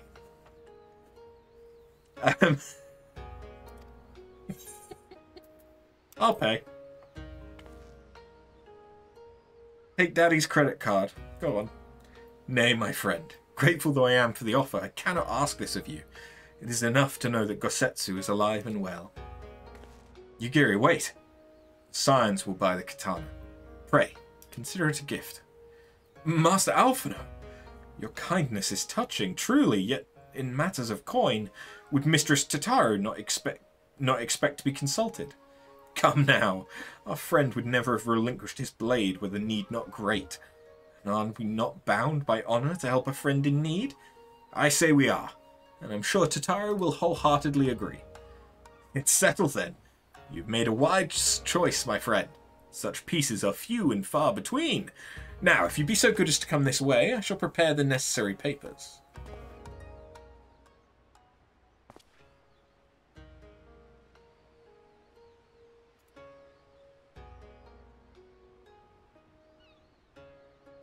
If I may ask, sir, after he visited your establishment, did you perchance notice where the old samurai went? He is our friend, and we would return his weapon to him. A friend of yours, you say? I see. Well, then, I suppose there can be no harm in telling you. No sooner had I provided him with the requested sum than his pretty young companion began clamouring for dango.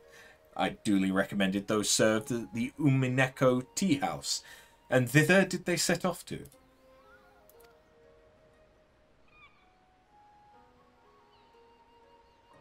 You remember your dad finding out porn on the internet and he saved all those pictures, but also pictures of airplanes and killer whales. And his screensaver was a slideshow, so it went F-16, Mustang, big-ass titties, killer whale, gunship, woman riding a dildo, a great white shark jumping out the water. That's a beautiful image.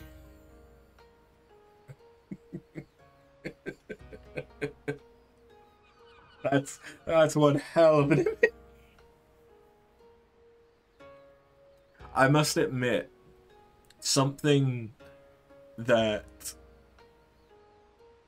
like, I wouldn't do it on the computer because of streaming, but I do quite like the idea of, like, getting pictures from my partner to put as my, like, phone wallpaper and screensaver and shit like that. And, like, it's something that I did with Neff, like, just you know, get selfies and put them up and things like that. But the idea of getting, like, boudoir style pictures, or even, like, there's that trend that was going around on TikTok for a while of, like, taking what is it, pin-up style pictures for your partner. Like, that stuff's, I think that stuff's great. Because, like, as much as porn is great, like, it's very disconnected, and having something that is just for you from the person that you're interested in is chef's kiss. Anyway. This is the effect that you have on me, Queen. I'm all flustered. Clamoring for Dango. Can these truly be the same people? Makes no sense. Some manner of code, perhaps. But it avails us naught to speculate. Let us go to this tea house and see if we can pick up their trail.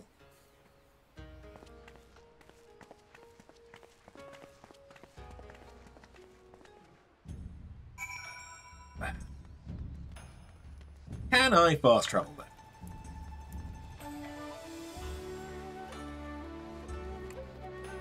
This was your ploy from the beginning, wasn't it, Queen?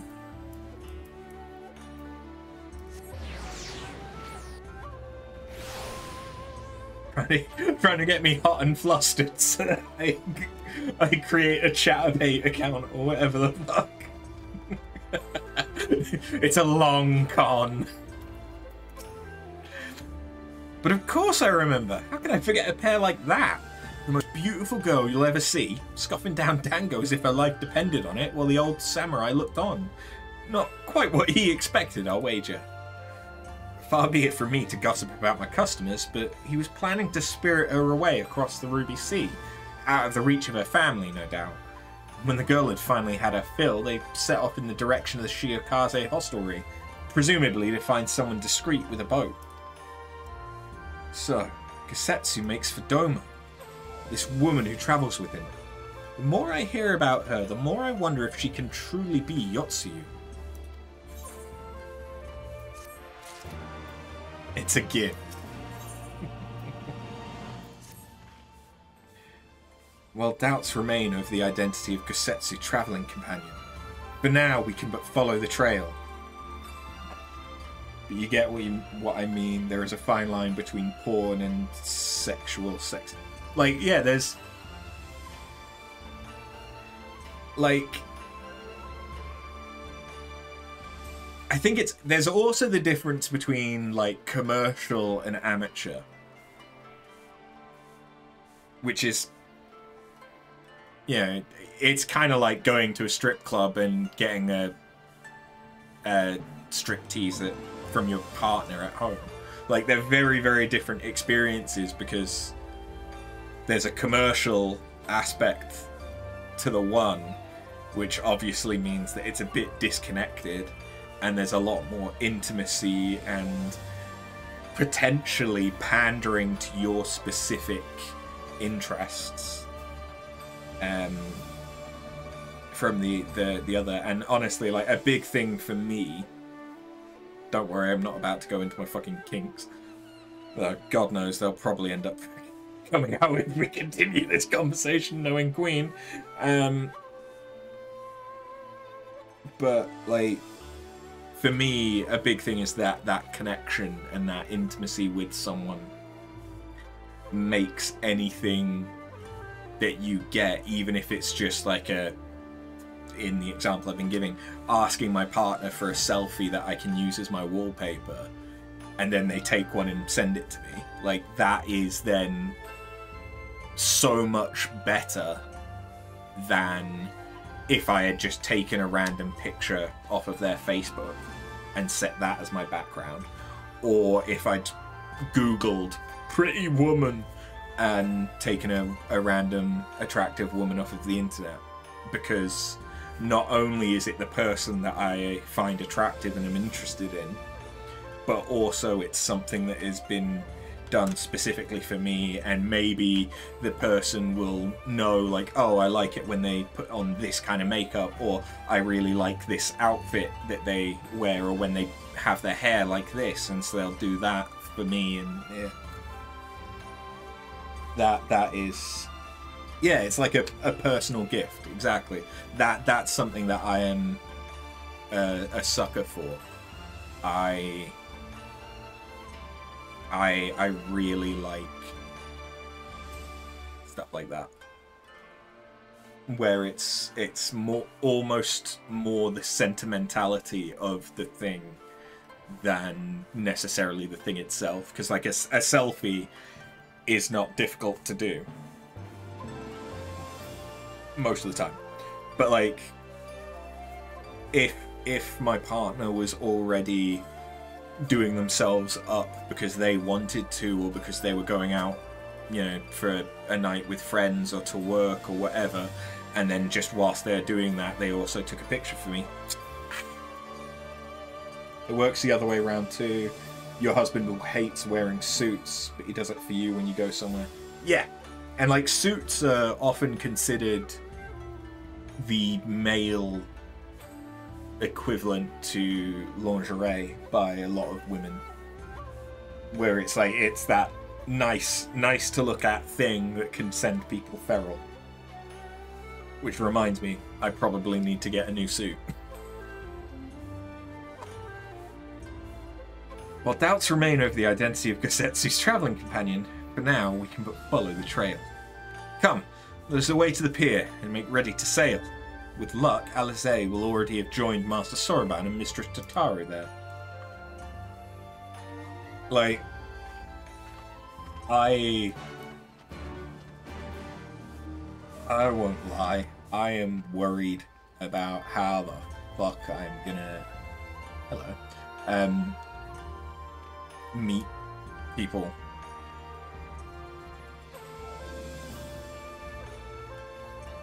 Because I moved into the area because of Neth and her family. So I don't really know anyone else here. But also, I don't really do anything. I stay home and I play video games. Which pretty much means I'm gonna have to use online TV. When it comes to it, like, there's... Ooh. Like, that... I am most certainly not there yet. It's... oh, fuck. Everything is still too complicated.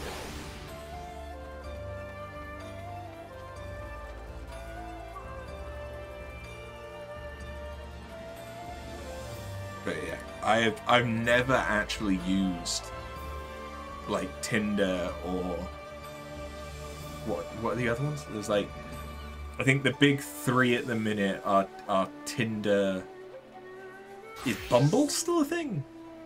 Because isn't Bumble the one where it's the woman that messages first, and that's like its gimmick? There is Grindr, but I mean, I never actually knew, but isn't Grindr and Tinder basically the same thing, and it's just Grindr is the gay version? I might be wrong, and it's just that they're similar brand names, but that's the way that I've always thought about them. Although Grindr is usually more used for like just hooking up, but then again, so is Tinder. So right. And then there's Hinge, I think, which is a relatively new one. There used to be stuff like OkCupid.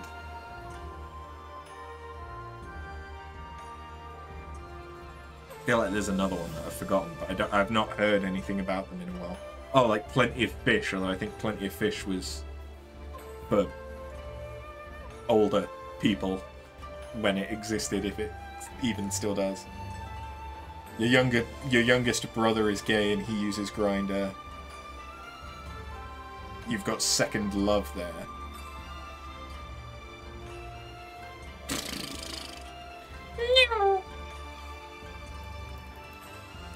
It's the kind of thing that I'm gonna have to learn about quickly. Oh, Second Love is about cheating, though. Or polyamory. There.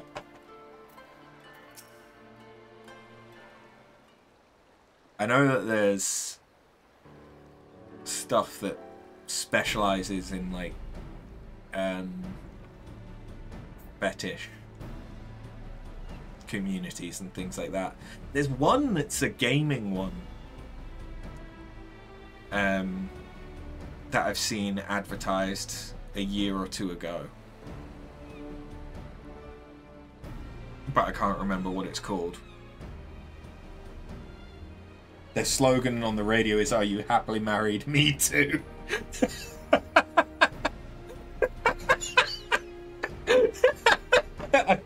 I've got to admit, I love that. Excellent timing, my friends.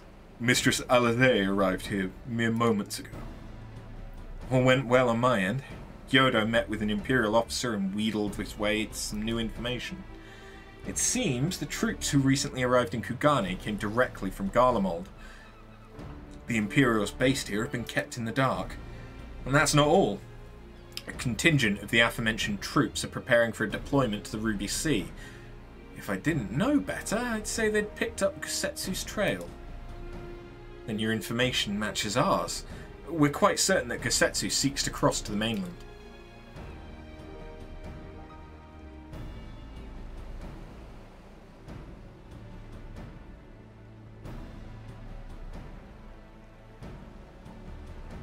I'm sorry, did I hear that right? You used Scion funds to buy Gosetsu's katana? At the asking price? Well, we were in some haste and it seemed a worthwhile gesture. Speaking of which, here's the contract of sale. Pray, see that the man is paid.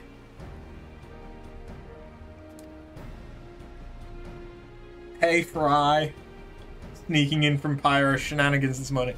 I imagine that you're Fry in 14. Fair enough. How you doing?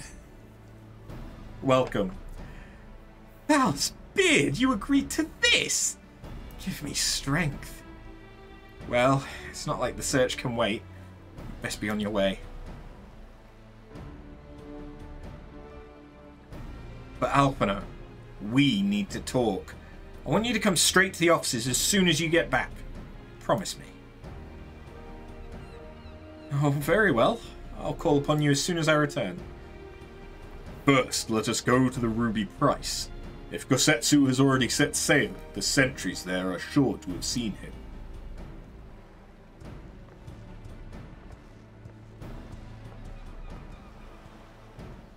Yeah, I still have a lot of time that I need to spend in... Oh? Oh, it teleported me to the ruby price. Okay.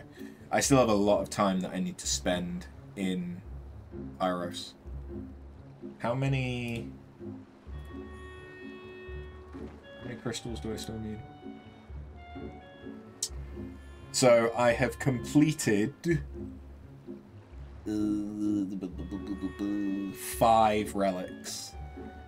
So that means I still have 10 left. So I need basically 6,500 crystals for Pyros. Yeah. You never understood Final Fantasy XIV. There's definitely a lot to it, and there's a lot of different things that you can do. I would say that the basic loop is quite simple. But then as you want to do more stuff, it obviously gets more complicated. But the same with any MMO, like once you start getting into raiding, things get more complicated. There's a big thing in Final Fantasy XIV around glam, of making yourself look pretty. There's the relic weapons, which is what Eureka is.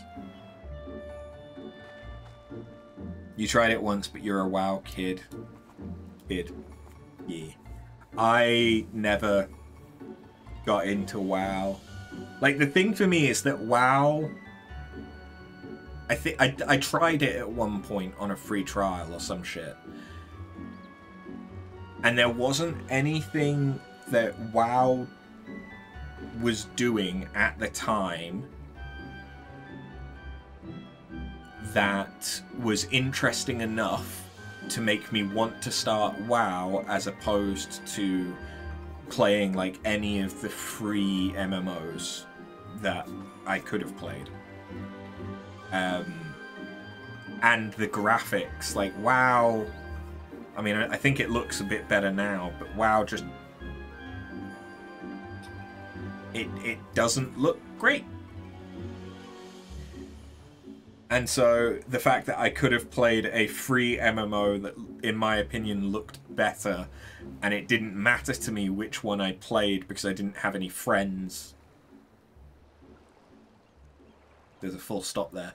I was going to say, I didn't have any friends who played them. Like, I just didn't really have any friends, full stop, at the time. It didn't matter. Why are you following me? Thank you, Fry, for the follow.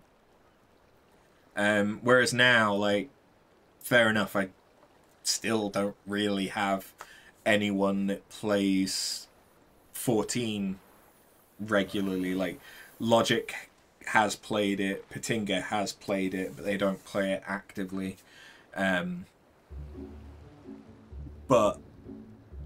I'm a massive Final Fantasy fan, so that's enough to keep me interested. The fact that you can play all of the classes keeps me interested. And loads of stuff. But yeah, I did get addicted to Warframe for a few years, which was also because no one I knew was playing it when I was getting into it, but I liked the collector-ness of it.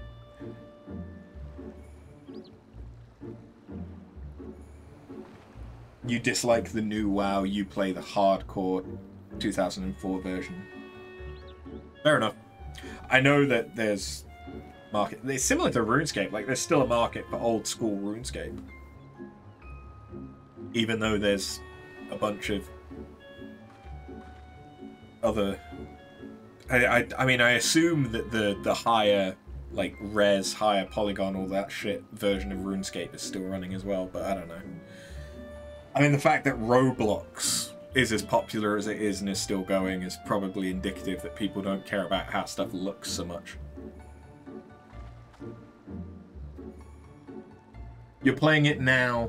I'm on your porn monitor. Oh, that's love right there. That's love. You're using me as porn. I feel so objectified. Thank you.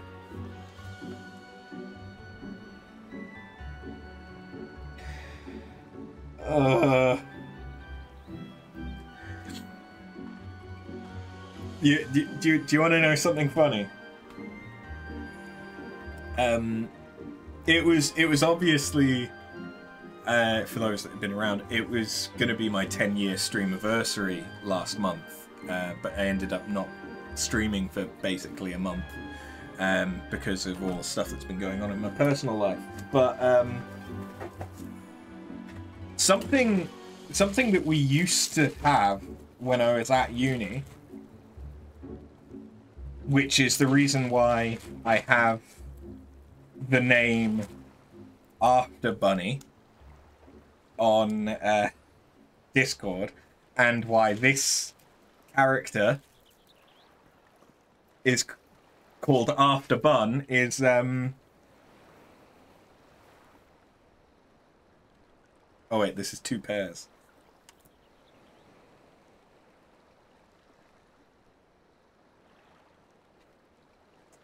Yeah. This was going to be part of the celebration of the 10-year anniversary that ended up not happening. But yeah, I used to have a pair of bunny ears that I would wear to stream because they were bought for me by a donation. Yeah.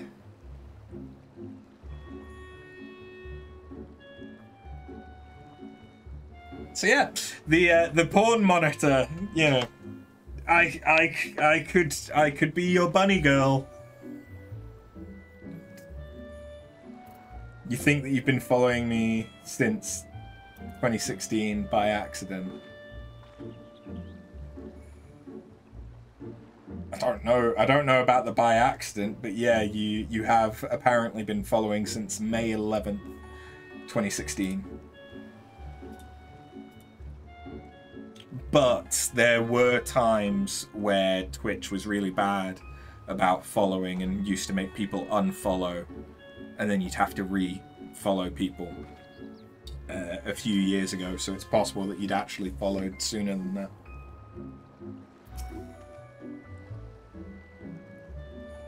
I was streaming Dark Souls 3 and you misclicked on my screen. Yeah, that sounds about right. Tataru seemed rather vexed, did she not? Ever the melodramatist. I'm sure our finances can stretch to a single sword. Remind me to explain the value of such gestures when we next see her. But I digress. We have work to do.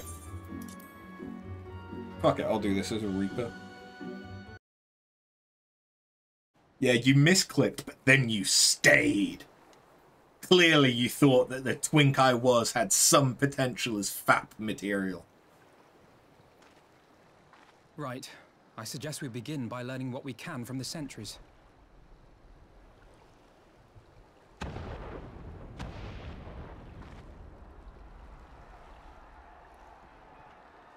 I don't think we need to talk to the sentries.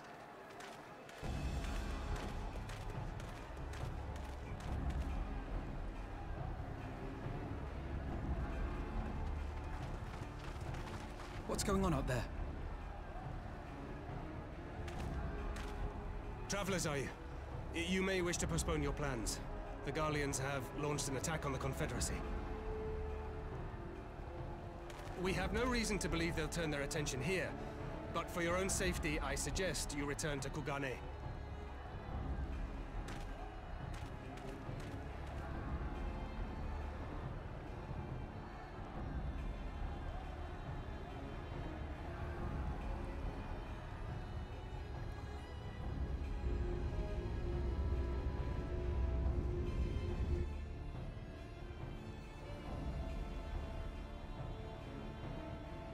The Garleans bear no love for the Confederacy.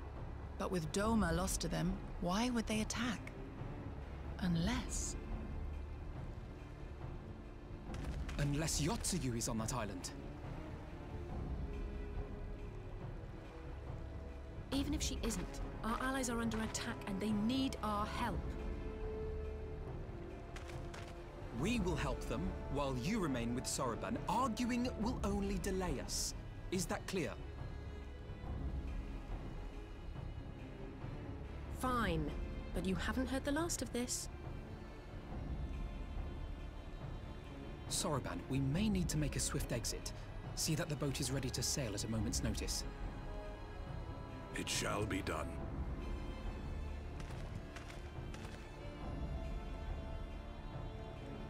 What, and you're going to swim there, are you? 'Tis the quickest way, and you may rest assured I've been practicing.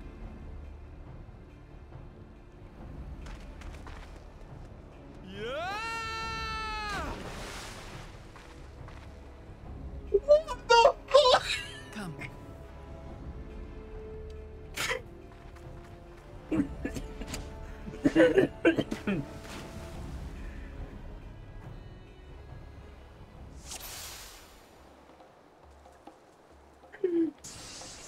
Alphinaud! An opening. Alphinaud is not very buoyant. Defense is lacking. Leave it to me. I know that much. Fucking hell! He is beauty, he is grace, he fell like a fucking disgrace.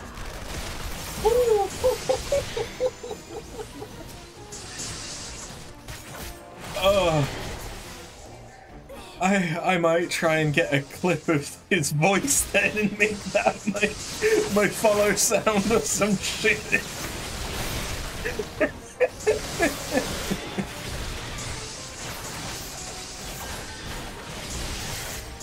Oh, that caught me off guard. And that's one of the cutscenes that I would have missed when I originally played through Stormblood. Because I was just skipping all the cutscenes.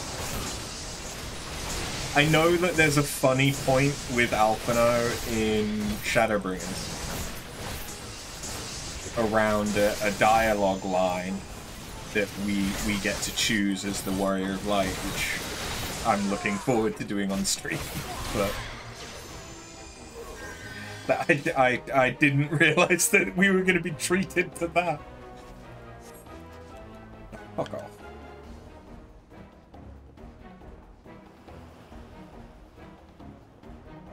A bunch of men just phased out of existence.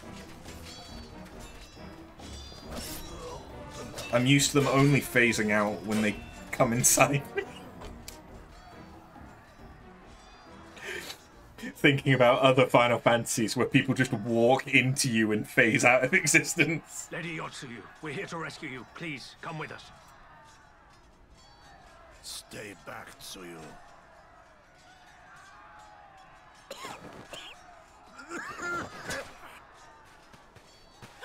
Are you all right? Is he all right? Well, is he? Kozetsu.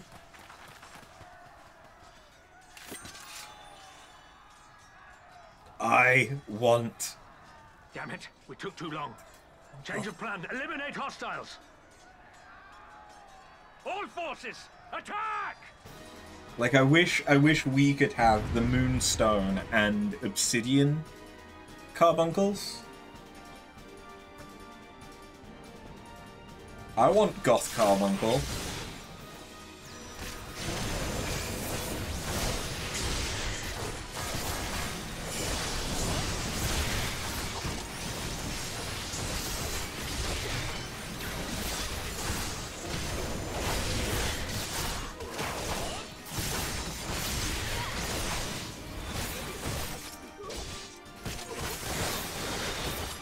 You look away for 1 minute and I was talking about coming inside me. Yeah.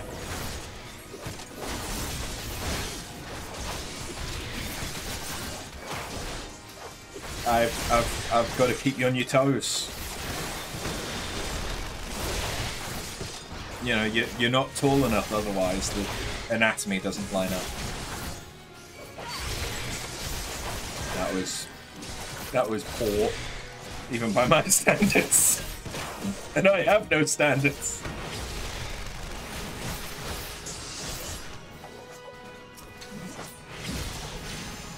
Oh yeah, I'm forgetting the basic thing about being a Reaper.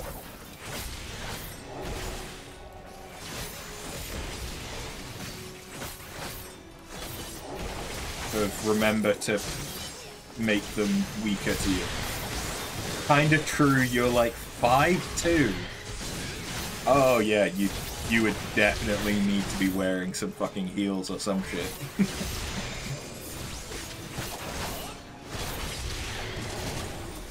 It's been a while. Take from that what you will. Perhaps poor choice of words. Yeah, I'm like 6'2".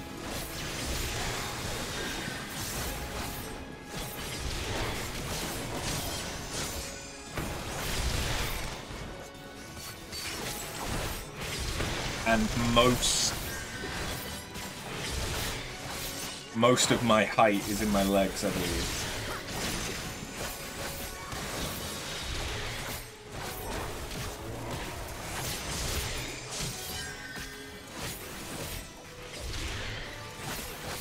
Yeah, because like when I'm sat down, I'm about the same height as Ned.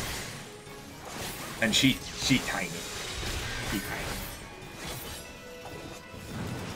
So yeah, I think a lot of her height is in her torso, whereas a lot of my height is in my leg.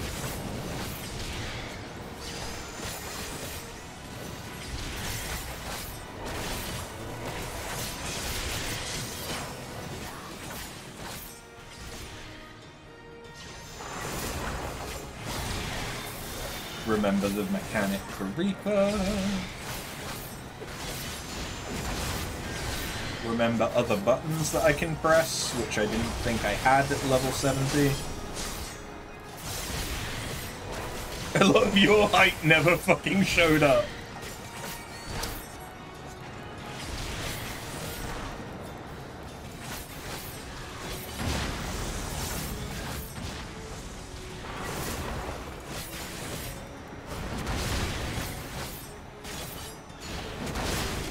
Me and Moonstone Carbuncle taking on the world. The art of my forebears.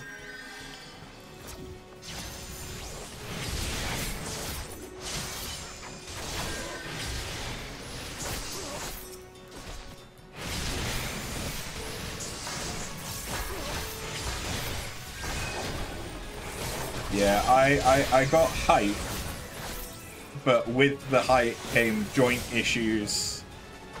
And,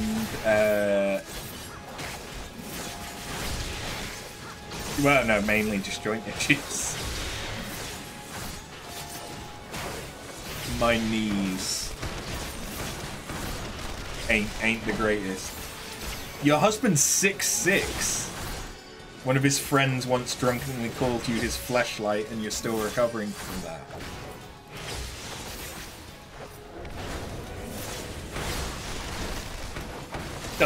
Doesn't sound too far off. I dated when I was at uni. I dated a very petite woman, and yeah, the mechanics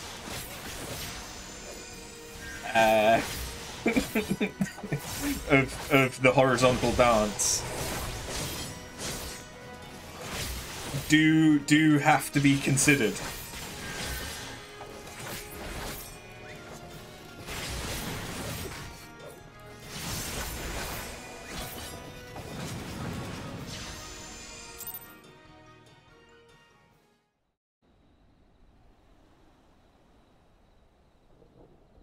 You look so sad.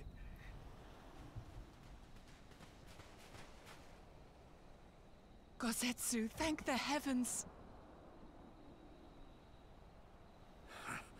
Yugiri, my friends, the Kami were kind to guide your steps this way.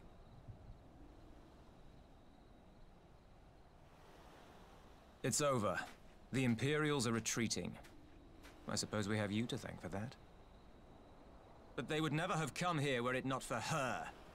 I had a bad feeling the moment your samurai friend arrived with that woman in tow.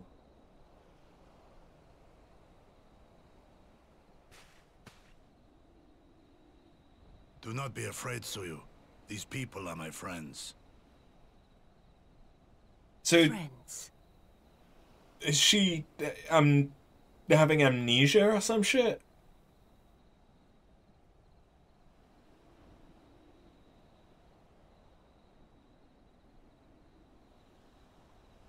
Forgive me, but at the risk of souring the mood, I believe you owe us an explanation. You may start by telling us what happened at Doma Castle. Of course. I'll not begrudge you that. As you know, we were trapped inside the keep when it collapsed. But even as the roof crumbled above us, so too did the floor below. We were swept out into the One River, where we would surely have drowned had a stout wooden door not chanced to float by, offering us a raft of sorts. There is room for two on them. Exhausted, we drifted out to sea, at the mercy of the tides, which saw fit to dispense us on a desert island. She was with you the entire time? Aye. 'Twas her kimono which saved her from Hien's blade, believe it or not. Some Garlean witchcraft in the weave. But it offered precious little protection against the fall. Though she survived, she awoke bereft of all her memories, and speaking like a child. A trick, surely.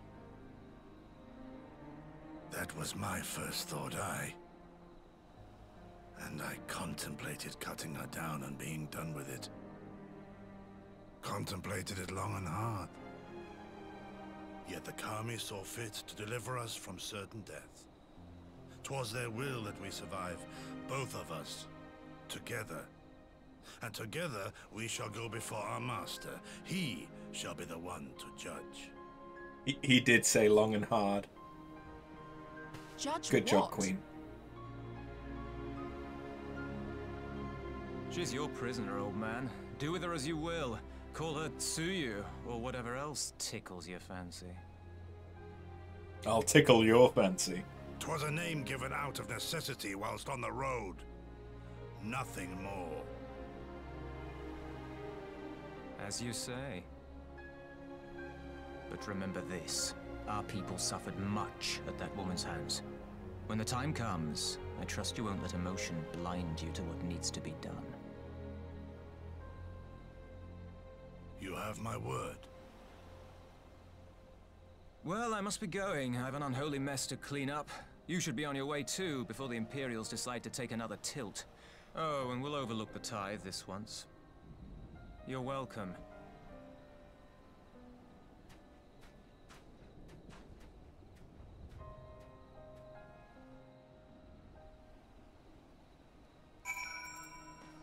Now, unfortunately, because Gosetsu is big and grey, and Yotsuyu is small and speaking like a child, there's some parallels to a daddy dom and little princess relationship going on here, huh? Princess. As Tansui says, we should move on. It would not do for Yotsuyu to be seen here. Now, if I know my sister, she'll already be waiting with the boat at the nearby pier. Let's go and see if I'm right.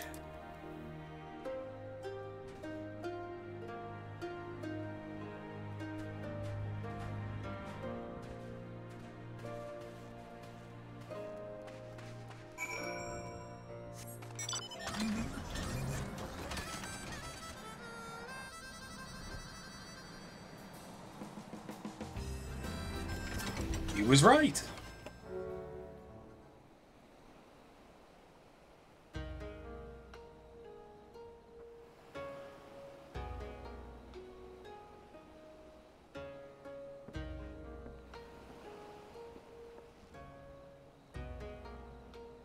Gesetsu, thank the gods you're alive! It was all I could do to watch the battle from afar. It was all I could do to restrain her.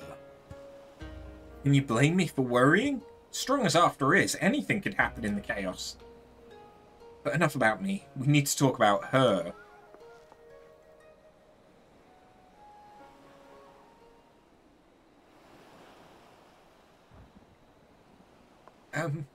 Greetings?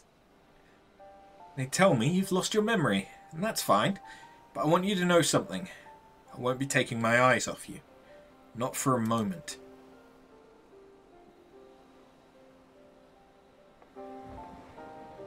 These people are strange. Are you sure they're your friends? I am. They may behave strangely, but I trust them with my life. You have naught to fear. All right.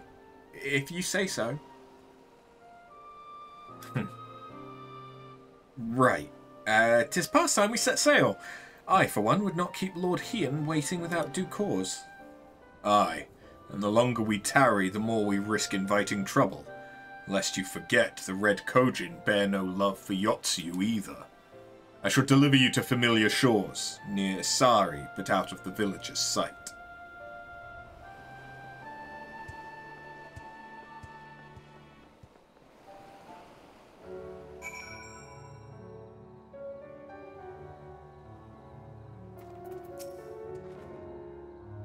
Here's where we part ways, my friends. I pray the remainder of your journey passes uneventfully. After, when you are not otherwise occupied, I would speak with you about my next business venture. It promises to be extremely lucrative, and I do not say so lightly.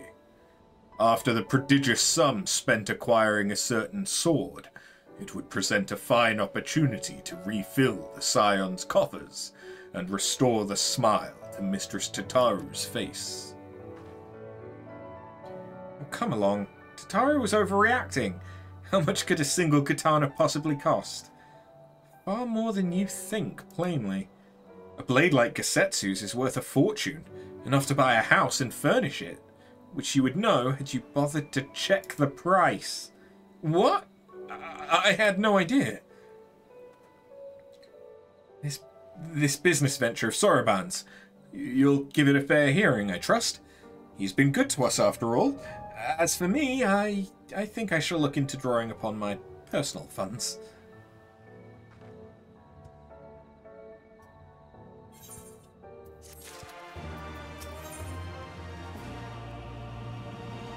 Okay. Oh, I think...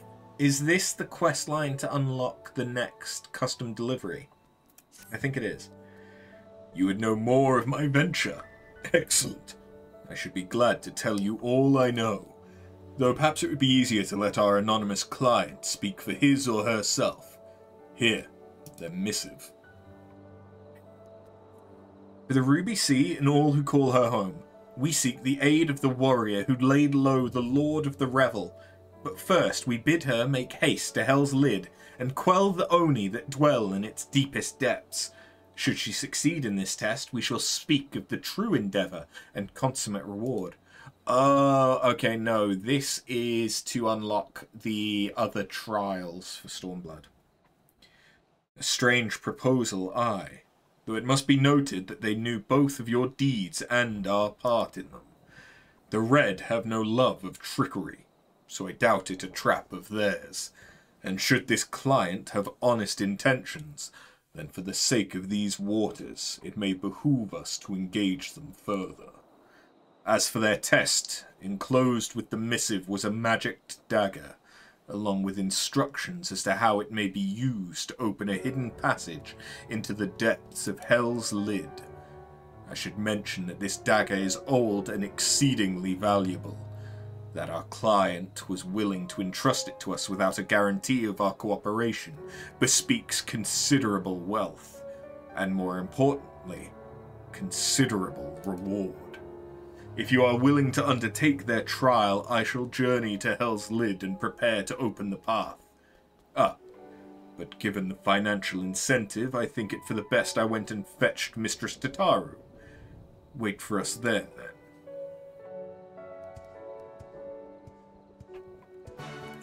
Alright. Let's get this out of the way, because then I can potentially do some more extremes to get the other puppy mounts. Because I know that there's two of the Camry mounts that I don't have yet are part of the current Tombstone event. But then there's still 2 more that I would need to grind, so that I can get the 9-tailed Hubie.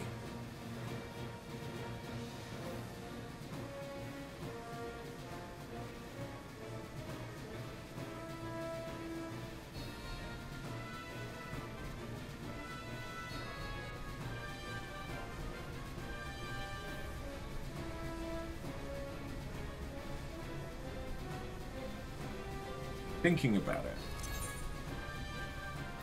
I still need to do my last 2 things for Wondrous Tales for this week as well.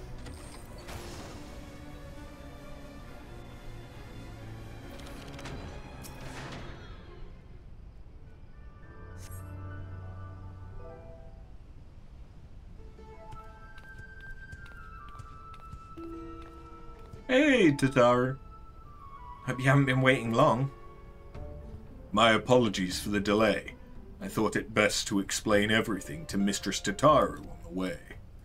Honestly, all he had to say was that he'd found a way to make up for Alphino's obscene expenditures. No matter how reckless or dangerous the scheme, if it balances the ledger, I'm all for it. So there's a bunch of monsters living beneath us. What kind of place is this? Well, according to ancient legend, Hell's Lid is where the hero Tenzen defeated a host of Oni.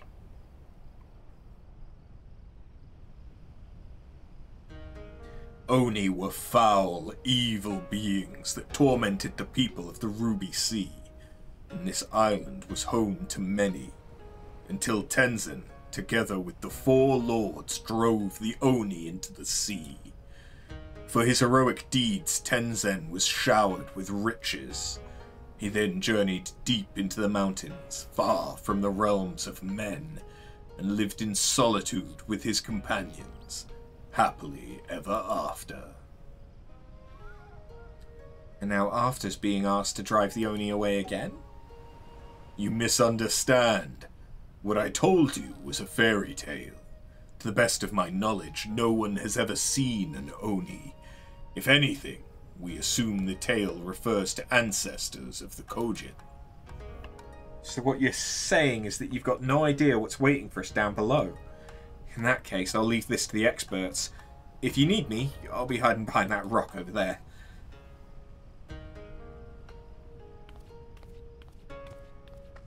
By experts, I presume she means you and your adventuring companions. I do hope you were not counting on me to join you in the fight. Yes, I was.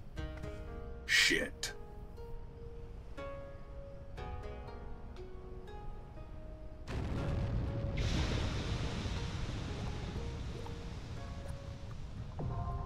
So, we stabbed the dagger into the burning hot pool of magma, and now it has opened up a hole for us.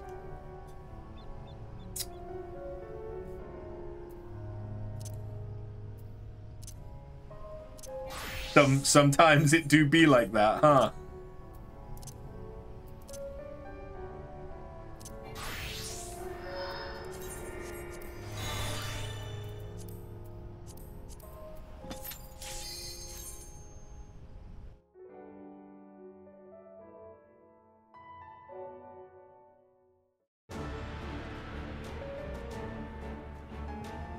I don't actually know this dungeon very well. I think I've only done it once.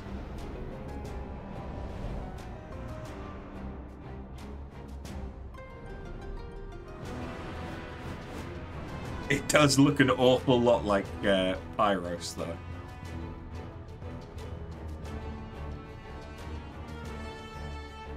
Oh yeah, Queen. What do you think of my outfit? This seems close to some of your interests.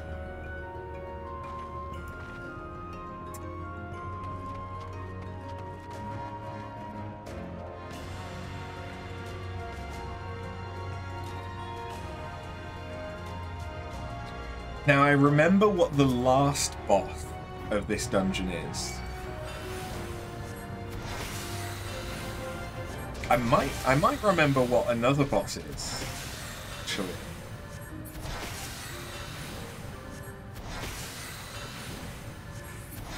Is one of them, is it the Kunoichi?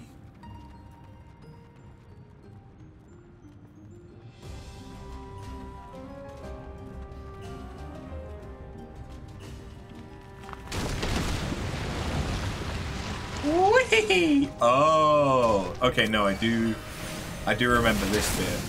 For some reason, I thought this was part of a trial instead.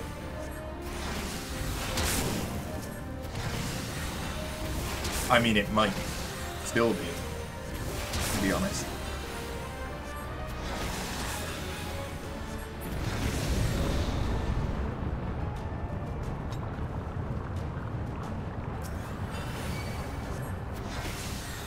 Fry? Question mark? Why the question mark?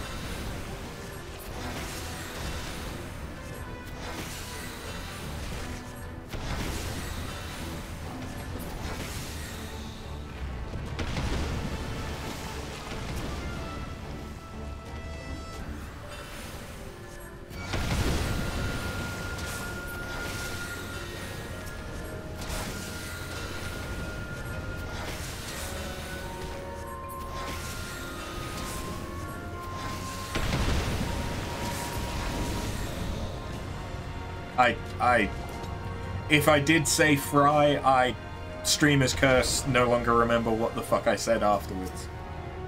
I wasn't deliberately trying to call for you, don't worry.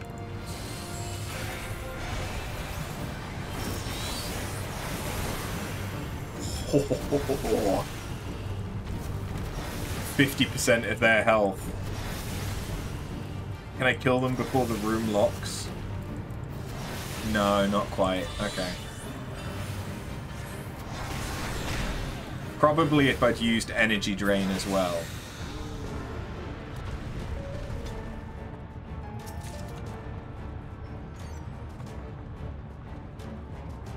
Yeah, okay, I do remember this a little bit more.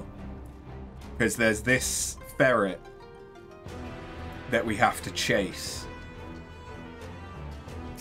And of course, I love ferrets. I must admit that is one of the things that I am looking forward to with having the house to myself. Not that I'm going to get a ferret, but I am going to get a cat.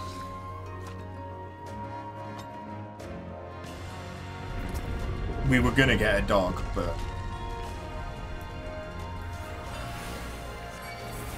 I personally would prefer a cat when I'm by myself, because a dog is a lot of work. And I'm lazy.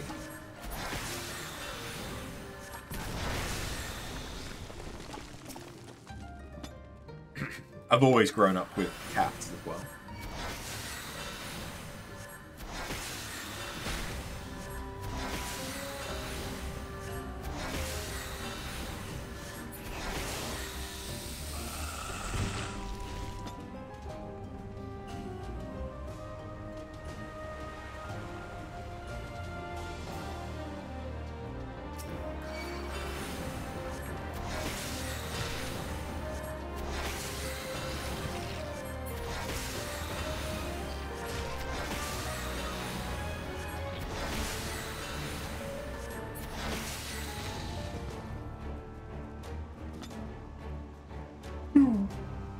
There. There.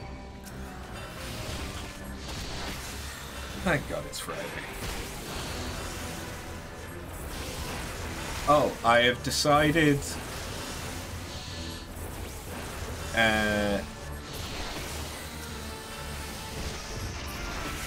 you're gonna go bunny farming. Now you have something nice to watch till you pass out. Fair enough.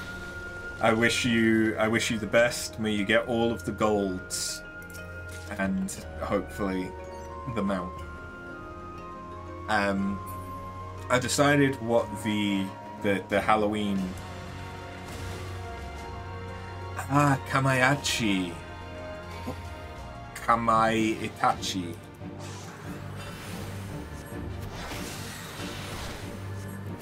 Kama Hitachi. Okay. You haven't gotten a single gold in 25 coppers. Hope is high. Yeah. Yeah. The good news is that even if you don't get the mount, you can probably farm up enough money to buy one of the mounts off of the market board by doing bunny fates.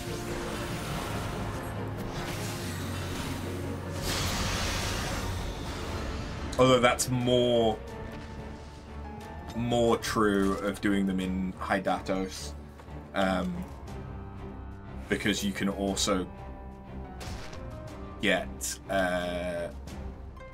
logograms which can sell for decent amounts.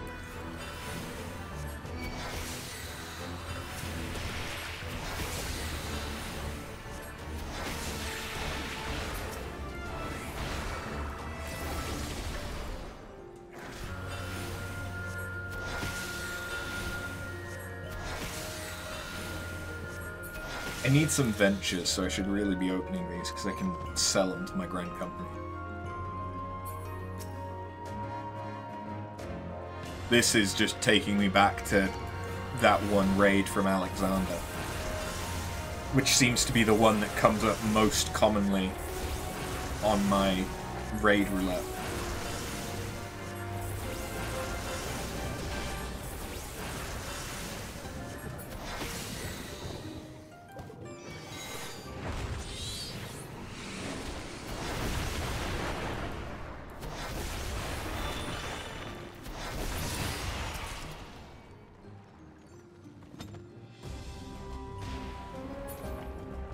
Alt Storm and Still Wind Nue.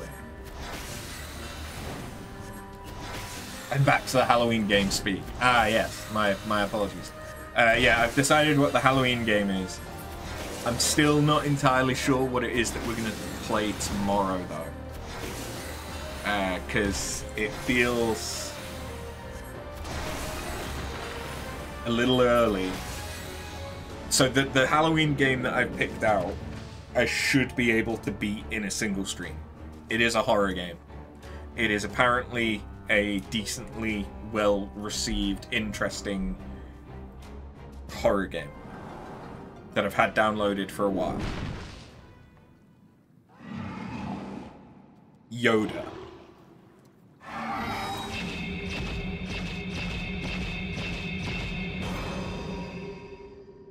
Still Wakes the Deep. Is that something you'd be interested in watching?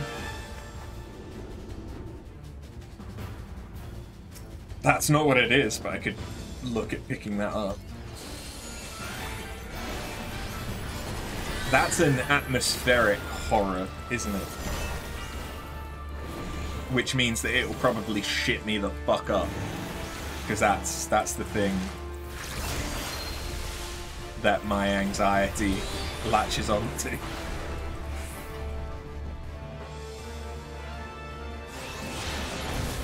Fuck you, Yoda.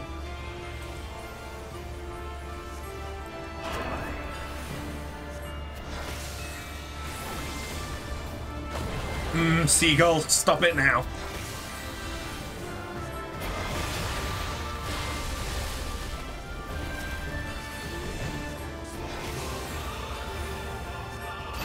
You finished it a few weeks back, and yes, it made you jump.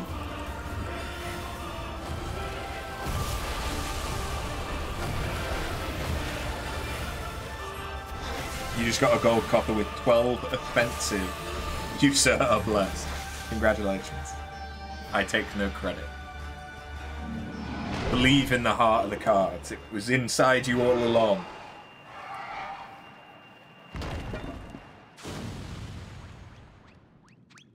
Oh,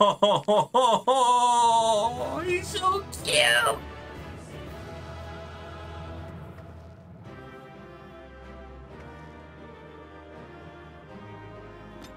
Look at the little fucker.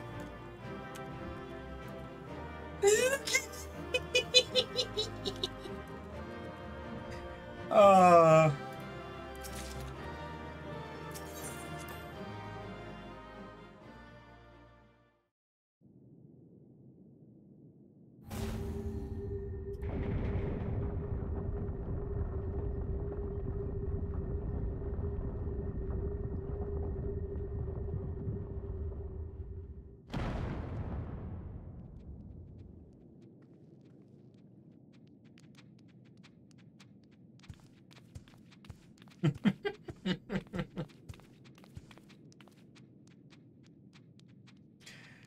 Perhaps we should turn him right side up.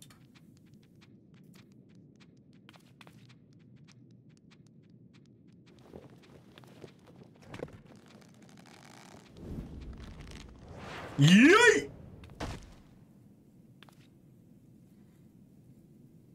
Tatara is stronger than she lets on.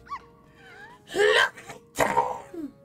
Look at the squeeze! Look at the squeeze!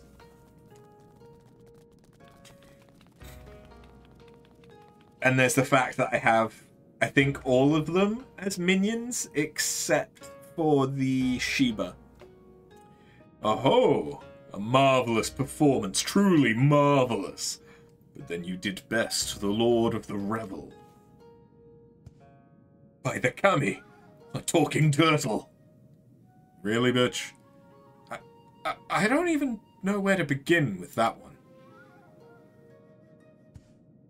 I trust you will forgive me for my deception. 'Tis something of a Far Eastern tradition, the testing of strength and so forth. A bit rote, perhaps, but anyway, welcome to Raisen Temple. I am Genbu, guardian of this sacred place and leader of our little collective. Genbu? The selfsame Genbu of the Tale of Tenzin, one of the Four Lords. Under normal circumstances, I'd assume you named for the legendary being, but clearly this is anything but normal. Never in my wildest dreams did I think I would meet a talking turtle.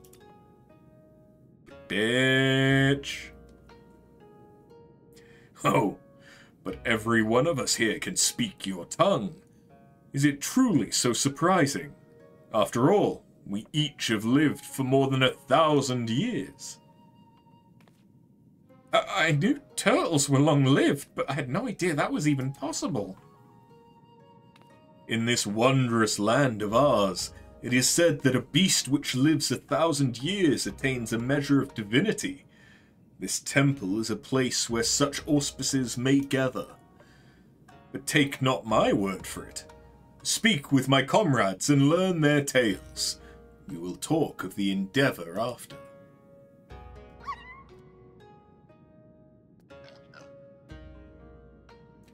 We may as well do as he says. Besides, who knows what valuable secrets some 1,000-year-old animals may know.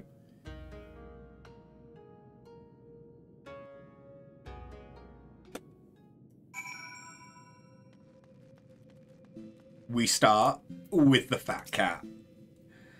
Judging from the way you and that woman are gawping, I'm guessing you're not from around here. Don't know how it is in your homeland, but here, if an animal manages to survive 100 years, it begins to get ideas, delusions of grandeur. Some small power, sure, but nothing much to speak of. Survive 10 times that, and you become a full-fledged auspice, though.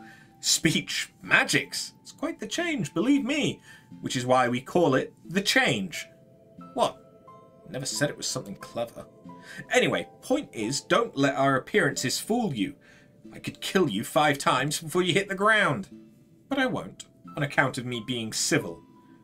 for now. That is very cat-coded.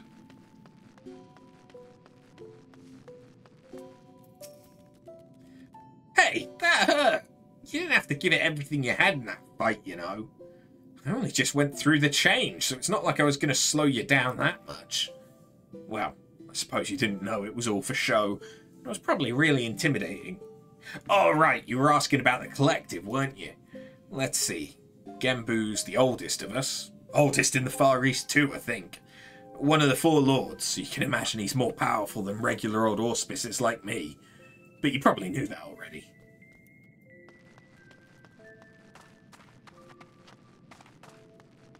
Kuda Gitsune. Friend of mine, Tamazo Gozen, once called this place home. Possessed of 9 tails, a power far eclipsed my own. But one day she left to live amongst man. What became of her, I wonder? I killed her. And I fashioned her into some ears. And a stuffed version of you. But she's fine. She's fine.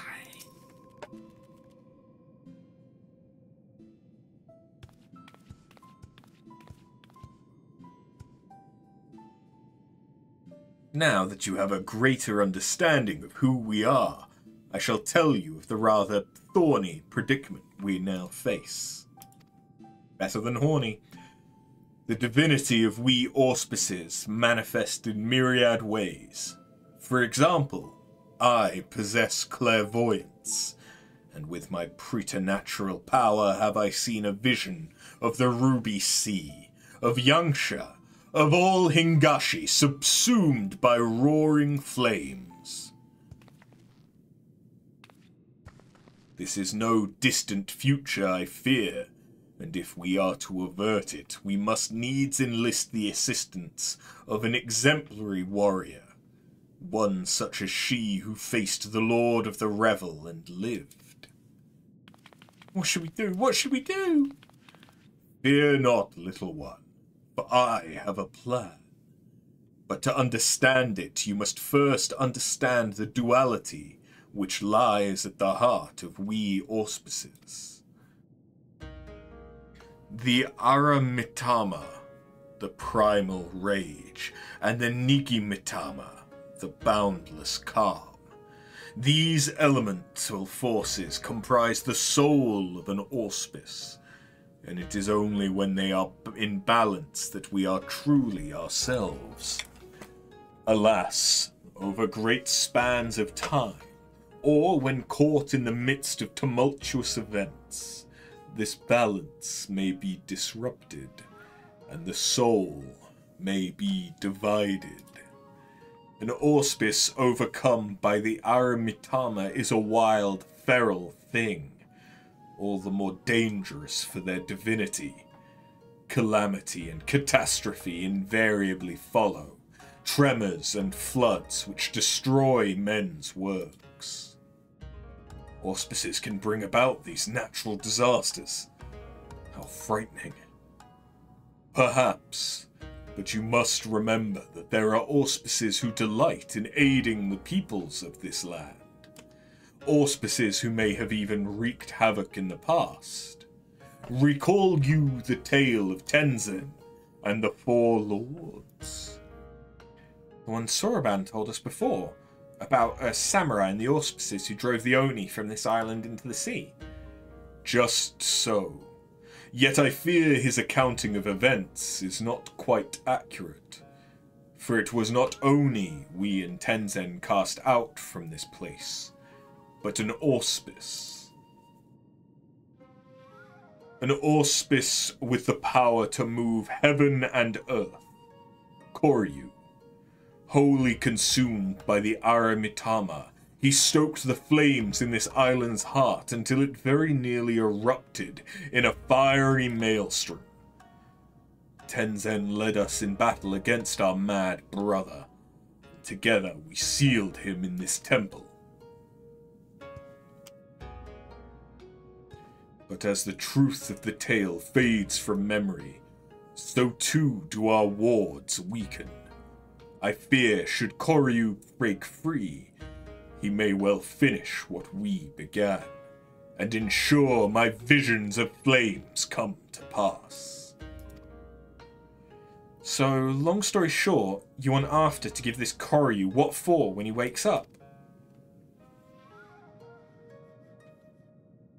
I should think not. Her accomplishments notwithstanding, it would be foolish for any mortal to face Koryu without proper assistance. To wit, that of the Four Lords. Regrettably, I am not the young Auspice I once was, and to make matters worse, my 3 compeers have nearly succumbed to the Aramitama. Kami forfend!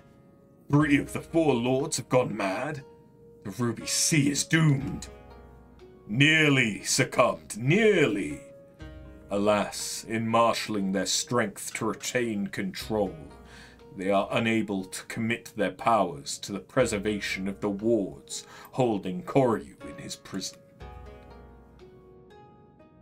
And now that you have a full and complete understanding of the situation, we may at last discuss your part in all this.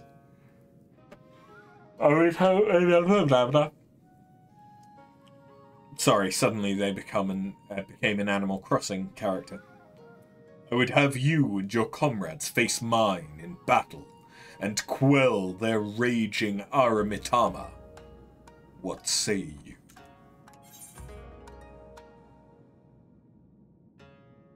Well, if that's the only way.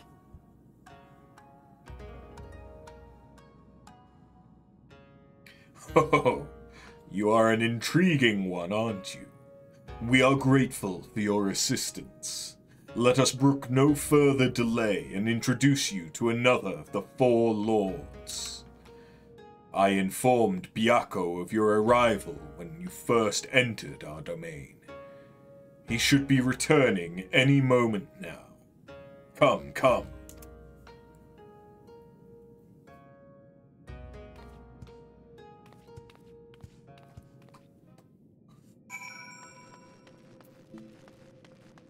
He wanted us to come twice. That's a big kitty. Big kitty.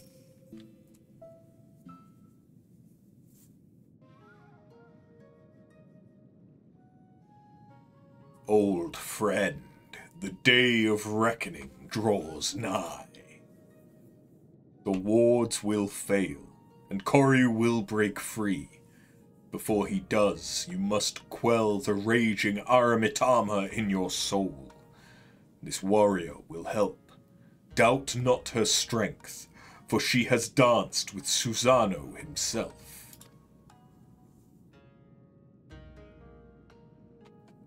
A bold, audacious claim.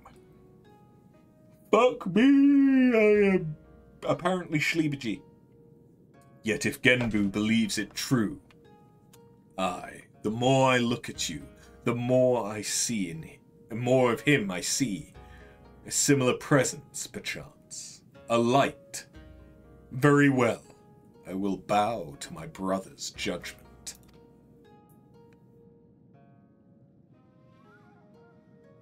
Wonderful. Then without further ado, I shall bid my comrade relax and surrender to the Aramitama. What? Here? Now? Why don't you go on a murderous rampage? Why, yes. That is rather the point. He will be reduced to the feral beast. And then it will be After, was it? After's turn to do battle with my brother and help him to quell the fury within. But if all it takes to quell the Aramitama is battle, then why do you not do the same for Koryu? Why seal him away? Because it was too late. As I said, Koryu was wholly consumed by the Aramitama.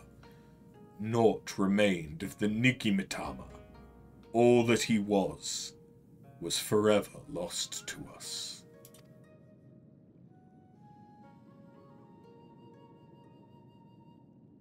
The effort I expend to hold back the fury, I will instead use to safeguard the calm. It is then you must act, but know that if you fail, it will only hasten my fall.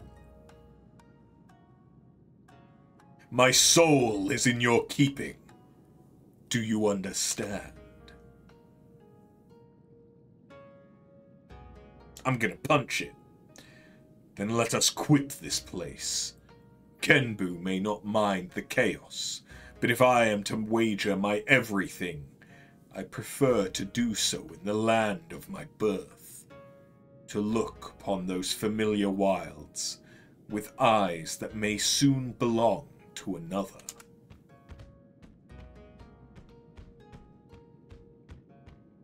When you return to the island, look for Fury. He will guide you back here. Given the circumstance, perhaps it's best we stay here. Would that be acceptable? Soroban, was it? Be at ease. I have a task for you and your excitable urchin. Follow me. Did he just call... Did that tiny talking turtle just insult me? Gotta be careful. Tataru's the strongest one amongst us.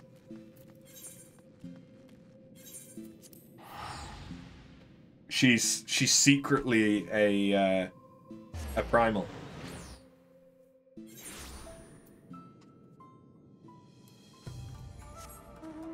The primal of administration.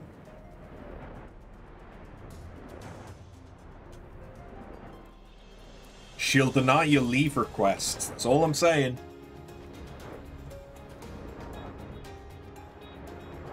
No more dipping into the petty cash. No, no.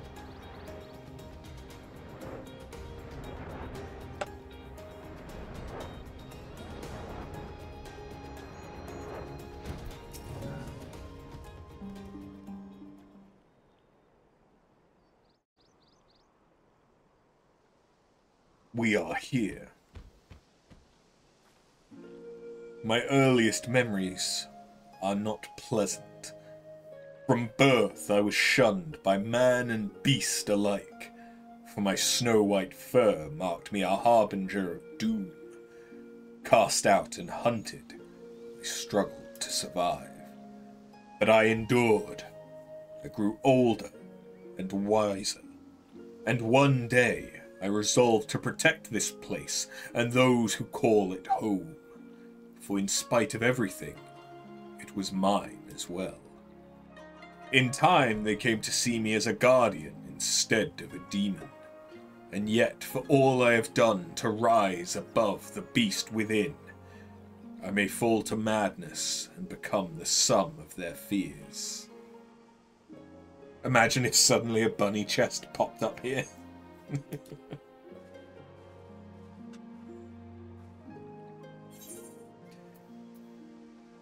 A bested Kami, you know. You're in good hands. Such confidence from one so young. But as age in of itself does not confer wisdom, so does youth go hand in hand with hubris. I warn you, for centuries has my Aramitama grown and festered. Hold nothing back, for I will not.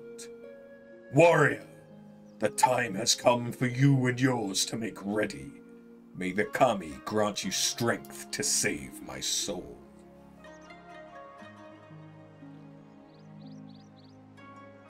I kind of wish I could just have him as a mount.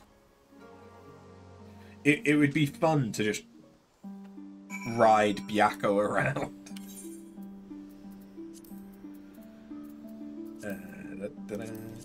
So I'm not doing the extreme, so I should just be able to solo this, I think. There is a mechanic that I think normally relies on having multiple people, similar to Susano. But I think you can get around it if you're a high enough level. Receive of me, my children of man, and quell it!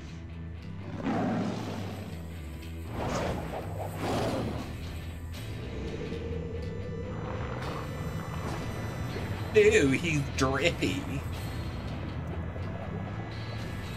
Looking like fucking malevolence or whatever it is pouring off of Ganon in the new Zeldas. And of course,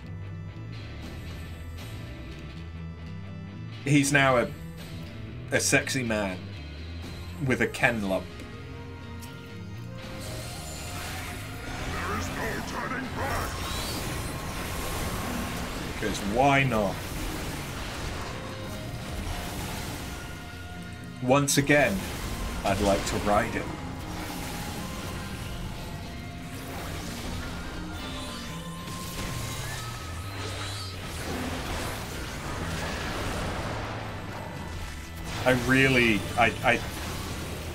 I have not done this fight very much at all, and I very, very much so do not remember basically any of it. Sweep the leg! Oh, Daniel-san.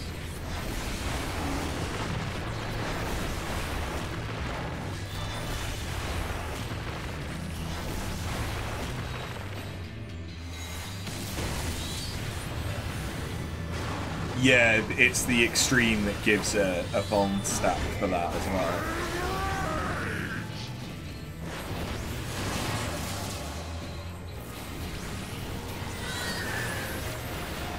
Because that's part of the issue. Oh yeah, then it becomes a fucking bullet hell. Like somehow this is suddenly near.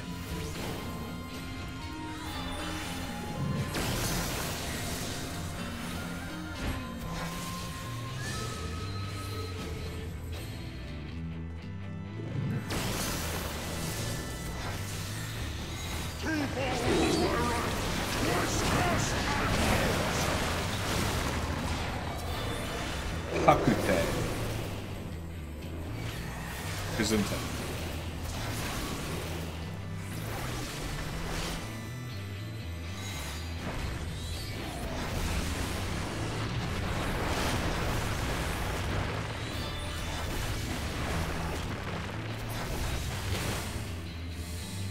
Oh no, whatever will I do?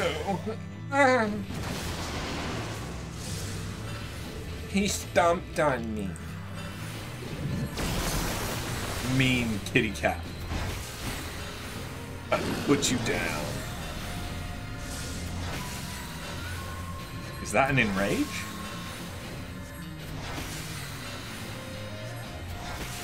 Wouldn't be surprised if it is. I can't kill him.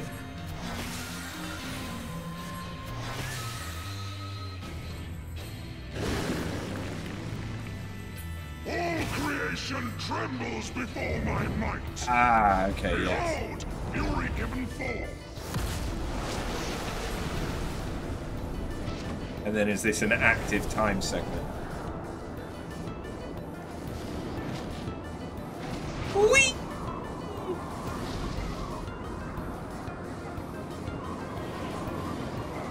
My wrath is a ceaseless. Oh no, oh, okay, yes. It's Dream Drop.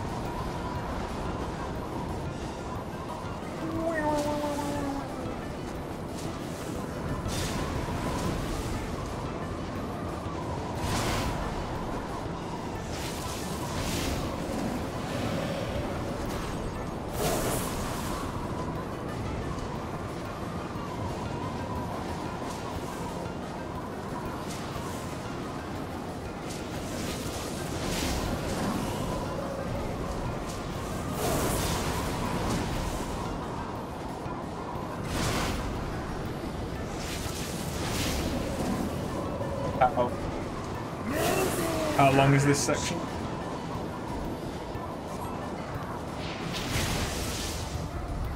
That long. Okay.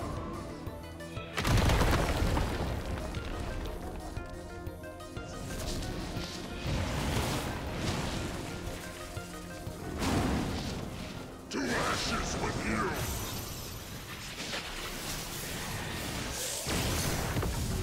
0 damage. Impressive. Very well, I shall bring all to bear. Play that funky music, white boy.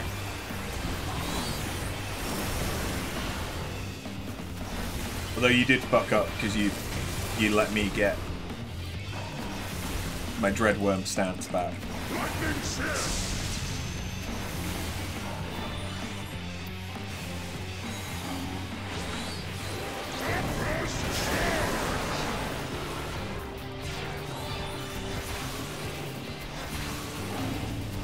There's 10% left.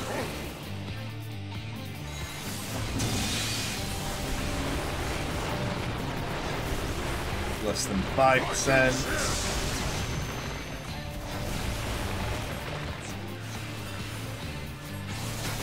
And done.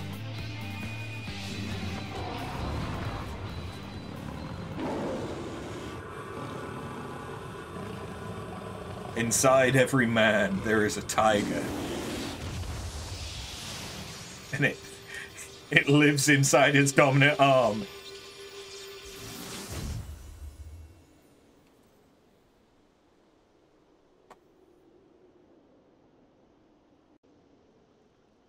And it wants to play with his snake.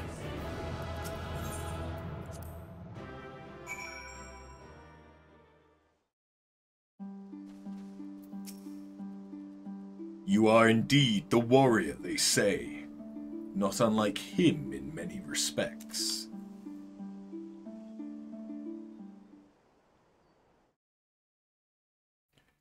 'Twas in another era that we first met, him and I. Long, long before the kingdom of Doma.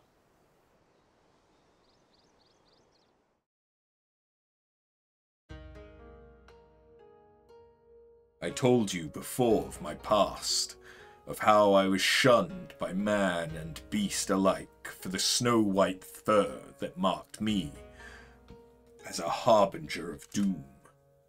Bereft of family and friendship, of home, I wandered the mountains in search of a place to call my own. There I would accept my fate and await the inevitable.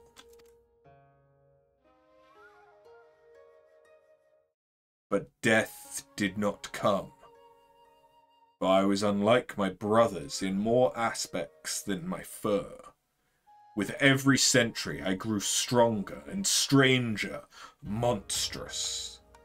In turn, what few creatures dared traverse my domain withdrew further and further. Never had I been so alone. Then one day I awoke to find a man standing before me.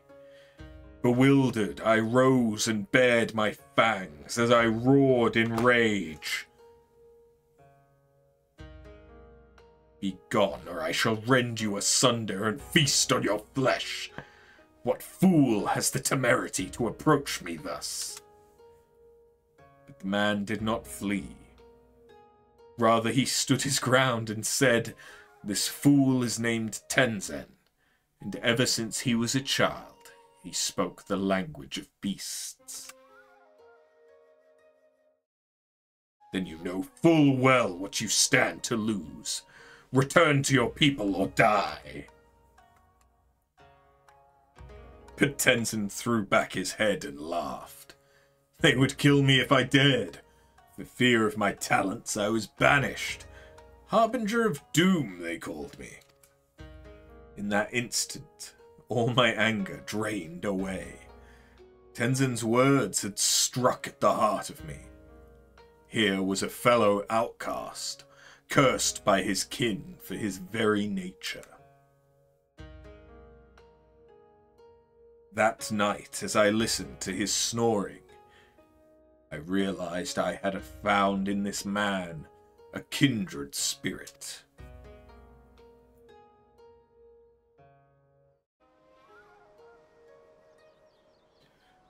Soon after, we embarked on a journey together. In the days that followed, we met other solitary souls, and aided them as we had aided each other. But those are tales for another time. I doubt very much you are willing to stand here in silence while I recount my every adventure with Tenzin. Come, let us return to the temple. Genbu is doubtless eager to learn the outcome of our battle. You couldn't have given me a lift? Bad kitty.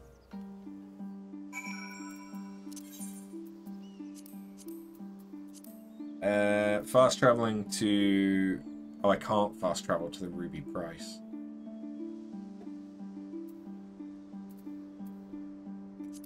Tamamizo is probably the next best one.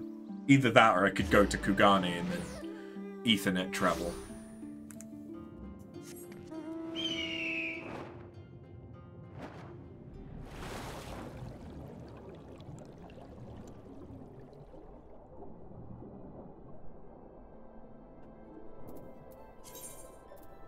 Oh hey, I got Genbu's car. I didn't realize.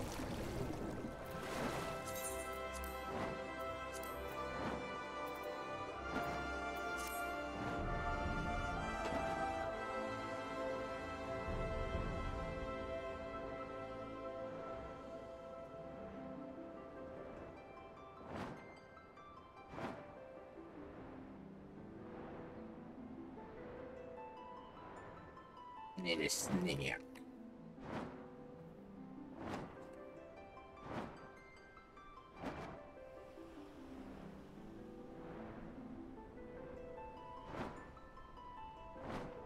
I need a snack in multiple senses.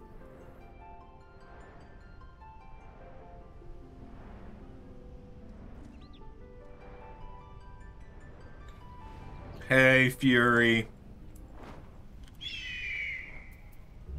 Now,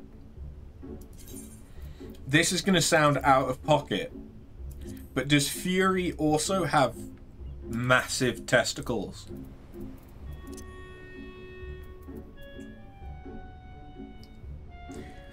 Because Bomboko is an adorable raccoon dog pup with a big heart and even bigger testicles.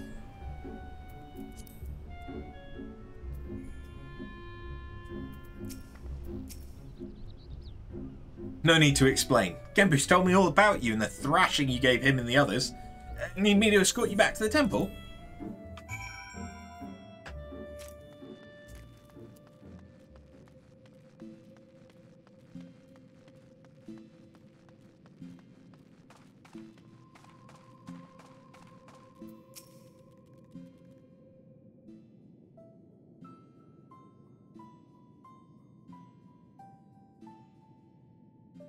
Well done, After. Well done.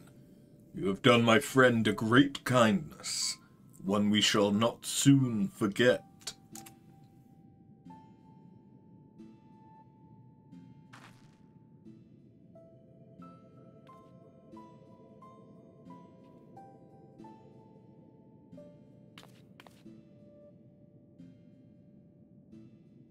Why is he doing ritual prayer? What exactly did you ask Soroban to do? You needn't be so concerned. You know well the power of the Kojin's incantations, yes? I have but asked Soroban to undergo a little training, that he might assist us with the maintenance of the wards. He has demonstrated a remarkable aptitude thus far, in fact. How much longer must I continue? Concentrate. Less chatting, more chanting. What youthful energy. It has been far too long since we had the pleasure of such company. Not since Tenzin, I imagine. I've been meaning to ask, what sort of man was Tenzin? We only just learned the stories, and you've already said they were half wrong. Curious, are you? Very good, very good. Far too many people have no interest in the past. What to say, what to say. Well, For one, Tenzin was blessed with the selfsame power After possesses. The Echo, I believe it is sometimes called. Alas, as you probably know from personal experience, such individuals are often regarded with suspicion, if not outright fear. Nevertheless, Tenzin was a generous soul who was ever eager to aid his fellow man. Indeed, he died as he lived, fighting for the sake of those he loved.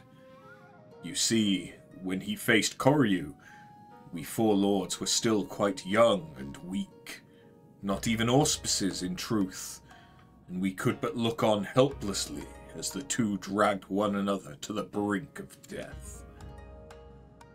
With the last of his strength, Tenzin imprisoned the mortally wounded Koryu.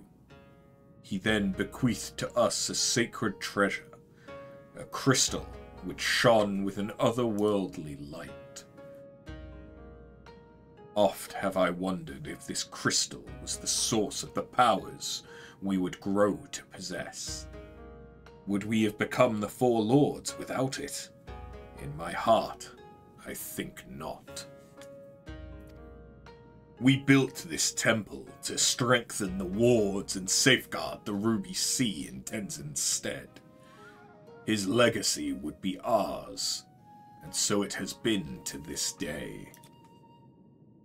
And so it will continue to be, but only if we can rely upon you to quell the Aramitama of our comrades.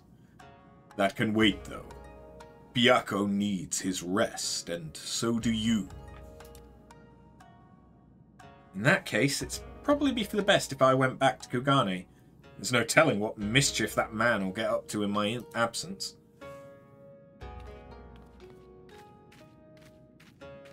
I, too, should take my leave.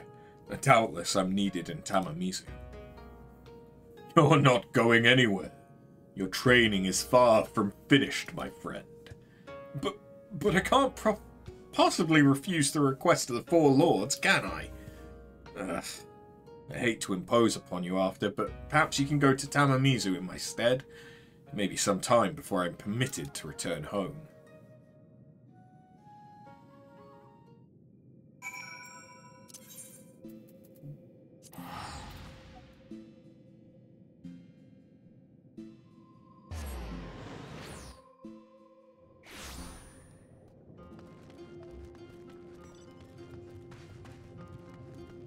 Yeah. So Soroban will be staying with Genbu for a time. How wonderful to hear. I have no doubt he will make the most of his most blessed opportunity. Oh, I have another missive for you. It was delivered personally by an unusual cat. An auspice, I presume.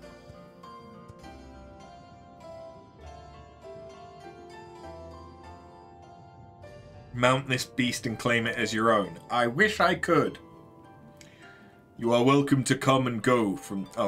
You are welcome to come and go from the temple as you like. Fury will remain at his post above ground. You need only seek him out.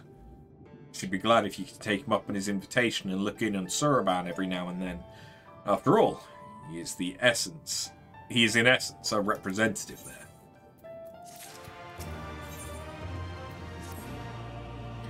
A pleasure as ever to see you, my friend.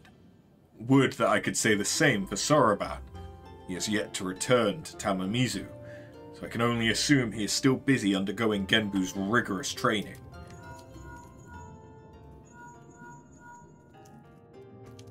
Hello? Hello? Is my link pearl working? So unreliable, these little things. I'm going to pay a visit to Raisen Temple to see Soroban. Give him a treat to keep his spirits up. If you're available, you should come too. Hope you haven't forgotten how to get there, but in case you have, look for the cute animal trying not to look like a guard on duty in the middle of the volcanic island. I was, of course, not privy to your conversation just now, but on the off chance you are bound for Raisen Temple, give Soroban and Genbu my regards.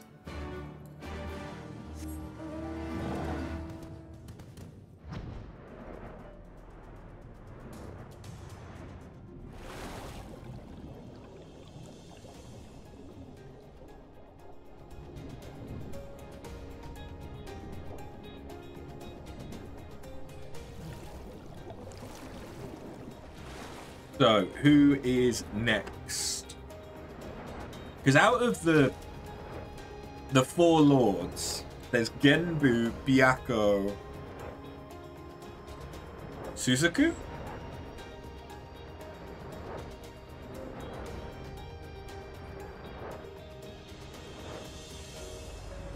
And I want to say the last one, Shinryu. No. Seiryu?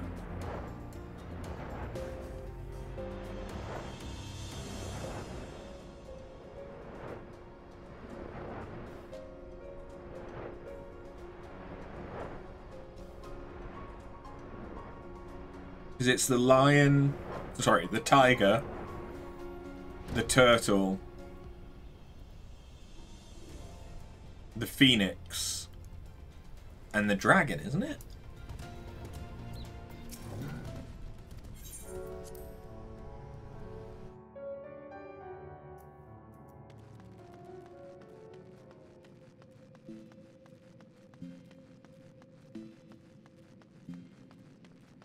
Otter.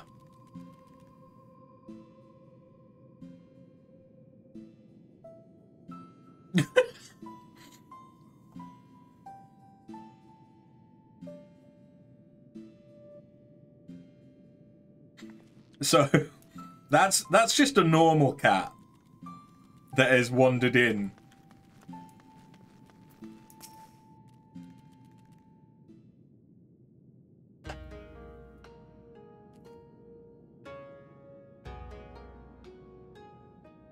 Ho, well met, brave adventurer. You're come alone this day. What of the urchin girl I recall nipping at your heels?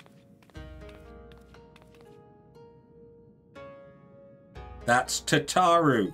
Tataru! Ta-ta-ru. I'll thank you not to forget it, or else you'll get no takoyaki from me. Oh my, that would be most unfortunate. The sincerest apologies. I shall endeavour to remember little urchin Tataru.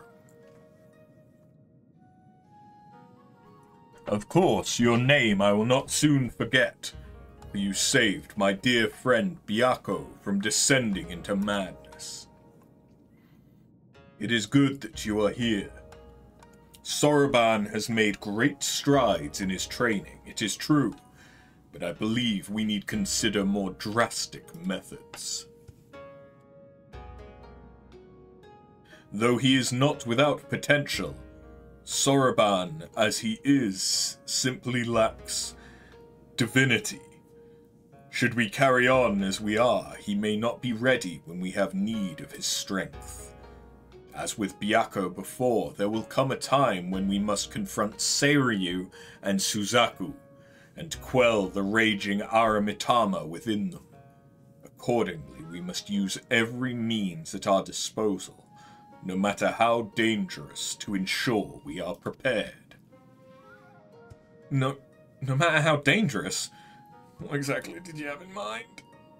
There is no need for fearful trembling or withdrawing into one's shell. All I would have you do is open a box. Oh, is that all? Well, I've opened my fair share of boxes. But know that it is no ordinary box you must open. It is a Tamate Bako of geomancy, a sacred vessel which harbours the very power of time itself. And yet you say there's no need for fearful trembling. That box sounds terribly dangerous. To what end would you have me open it? That you may bathe in its temporal magics and age 1,000 years in an instant. That you may undergo the change and become an auspice, albeit until the magics dissipate. You would have me become an auspice like the Four Lords? Hold on, didn't you come across one of these Tamate Bako in Shisui of the Violet Tides? You did, didn't you? I am aware of similar relics in the possession of the Rain. However, their magics alter only the appearance of those exposed. A mummer's trick, a glamour, altogether unlike the phenomenal power of the Tamate Bako we seek. Know that this is no legend, but incontrovertible truth. For the one who created the Tamate Bako of geomancy was a fellow Auspice. Like many of us, he had lived long enough to see comrades become consumed by the Aramitama, see them descend into madness and lay waste to the lands they had sworn to protect. And like many of us, he had no choice but to put an end to their rampages. This Auspice knew full well that he was destined to share their fate, and so, before he too fell from grace, he resolved to craft the Tamate Bako of geomancy. And when his work was complete, he bathed in its magics, until he was no more. Like the kami, he chose to die while his mind was still his own. I don't know what to say. Once the true potential of the box was understood, that it could bring death to an Auspice, it was decided that it should be placed under lock and key in the Swallow's compass, until we had need of it. However, the Grand Mausoleum of King Ganon has been abandoned to the Shikigami, forever bound to its halls as guardians, and only a warrior of surpassing strength can hope to overcome their trials. That's me. Steel yourself, Soroban, until the moment after returns with the Tamate Bako of geomancy. You must train like you have never trained before. Yes, of course.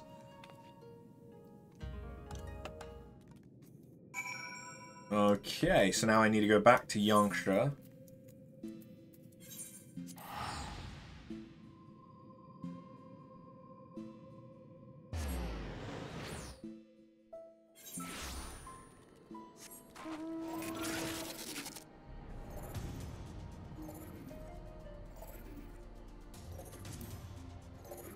So we can speak to a ferret about getting into Swallow's compass.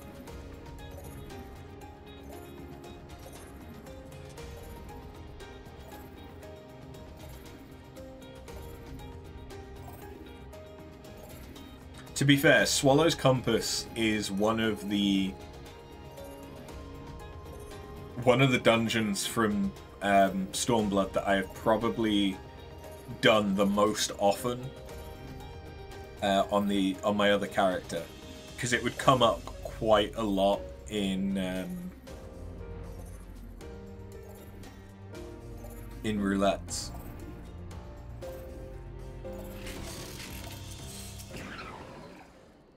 Oh, hey, you made it. Finally. I've only been waiting here forever and a day. But hey, it's not like you got potential calamity to worry about or anything. Anyway, I've already taken care of the ward sealing the tomb's entrance, so you're free to go in and get the box. But whatever you do, don't open it. Oh, and one more thing. I'll wager they told you about the Shikigami, but forgot to mention the box itself is guarded by one of us. Tough bugger and a half. But you're a pretty tough bugger yourself, eh? You gave Byakko what for after all. Just don't say I didn't warn you.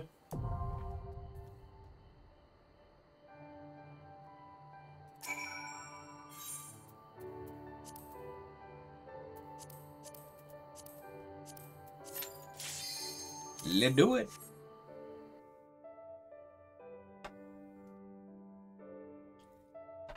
So yeah, I think I potentially remember all of the bosses from this dungeon.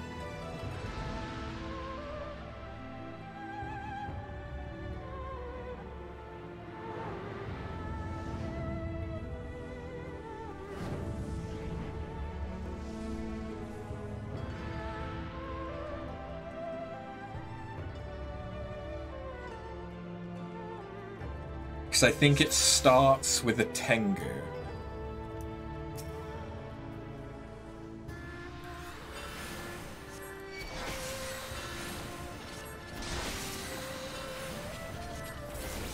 Then Big Fart. And then finally Monkey.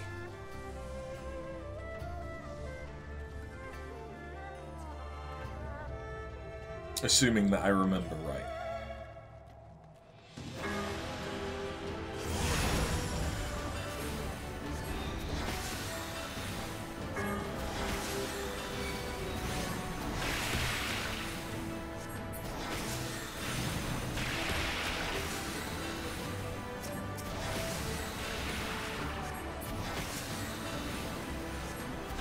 It's also nice to see geomancy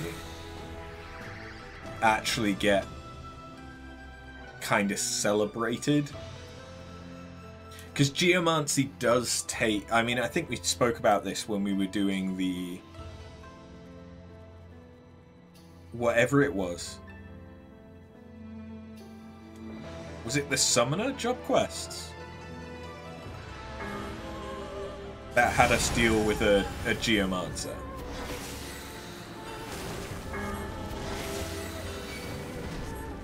But like Summoner or Arcanist does use certain geomantic things. Oh no, that was Astro. It was the Astro quests.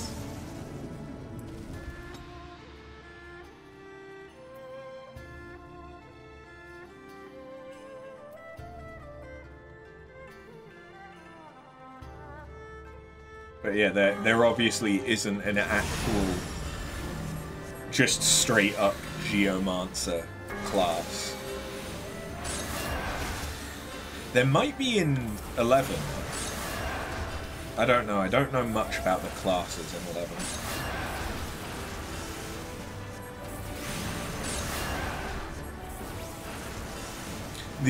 The only thing I know about 11 is that there is a puppeteer class.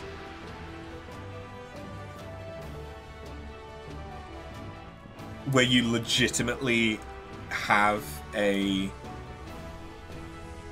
mammoth that is basically like your summon, and you can swap out parts of it, I think, to upgrade it or something. I don't know. It's one of the only classes that I've read up on for some fucking reason. Anyway, Tengu. So I did remember.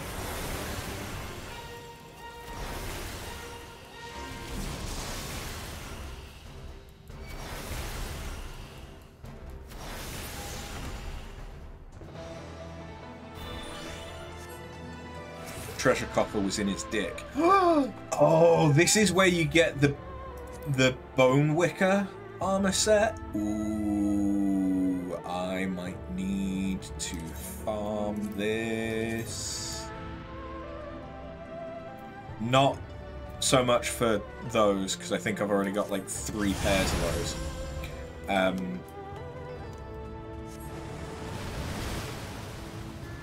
But some of the Bone Wicker stuff, like especially the caster chest piece, I think I really want. Because the caster chest piece makes you look like a vampire. It's like bat inspired. Which is kind of cool.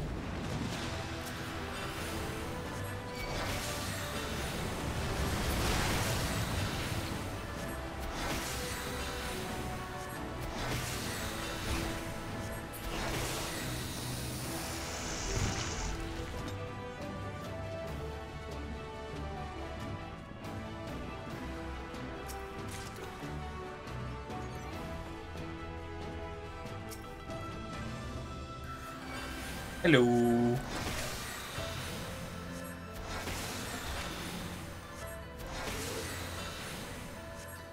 Fuck you.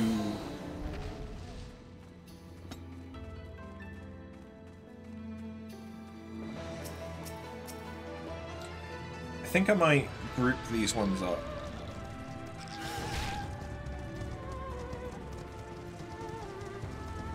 Because why the fuck not?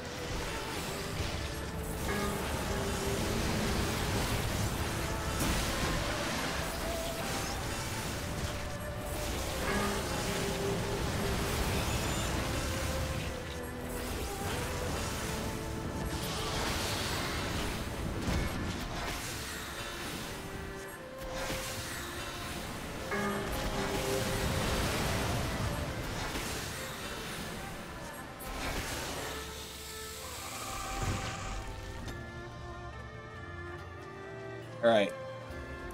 I think it's now time to fight the fart.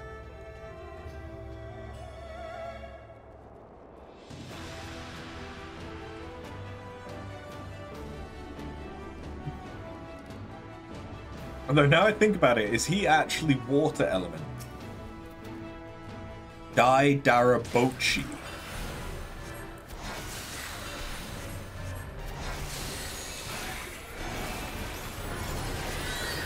Yeah, now that I think about it, he might actually be water element instead of air.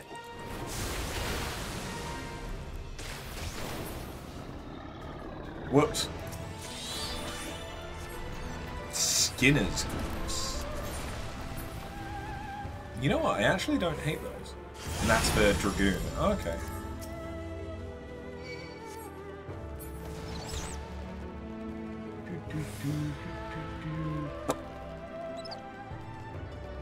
Again, I'm gonna just group them up.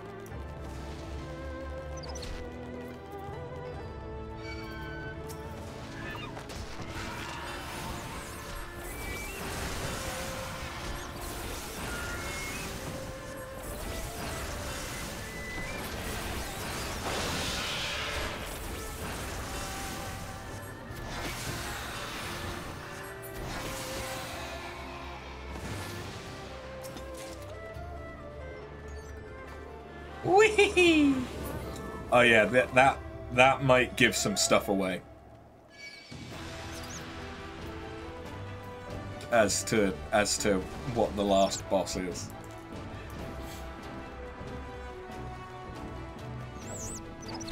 So we didn't fight a fart, but we did ride one. Close enough, right? And suddenly this looks like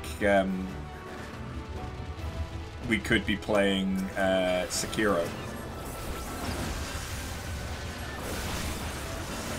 After you ride the big straw man.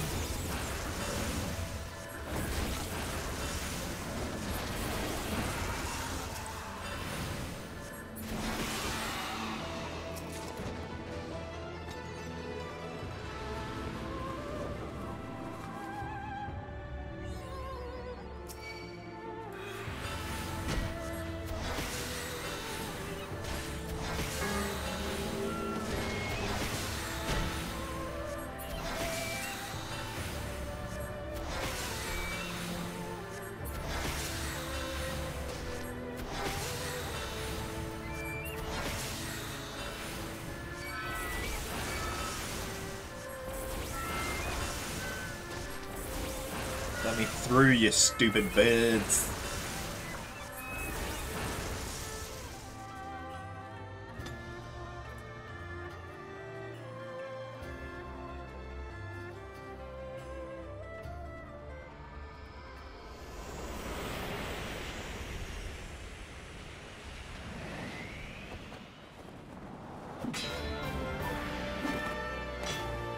Right.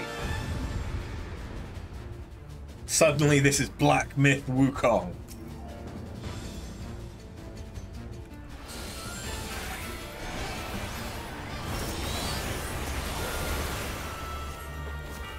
Immediately.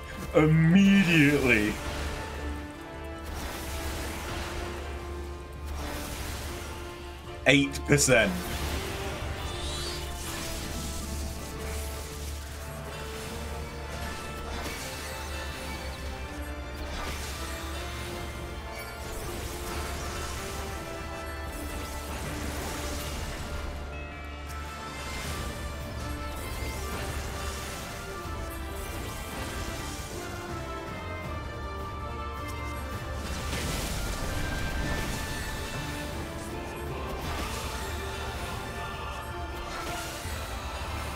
Oh, you can't kill him unless he does his mechanic. Okay. And he's gained health from that as well. Ah.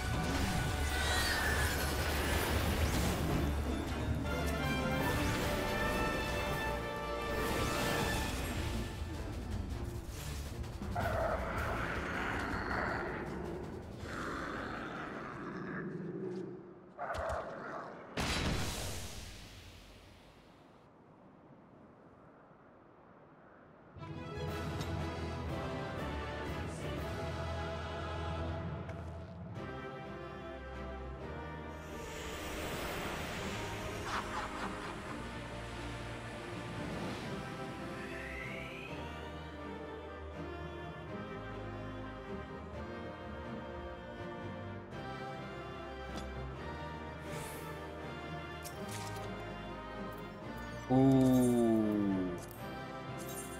Oh, no, that's not the one that I was hoping for.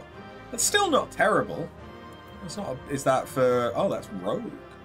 Okay, that's the scouting set. It's not terrible.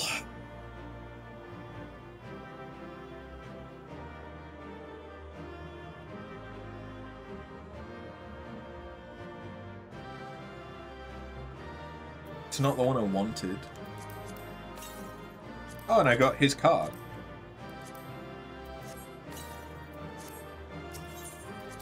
So yeah, I'll have to do Swallow's Compass. To make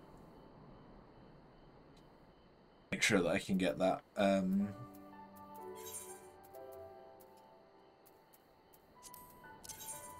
That armor. Let's go to Kagane and then travel to Ruby Price. Fuck it. Because I think I need to go to my retainer anyway.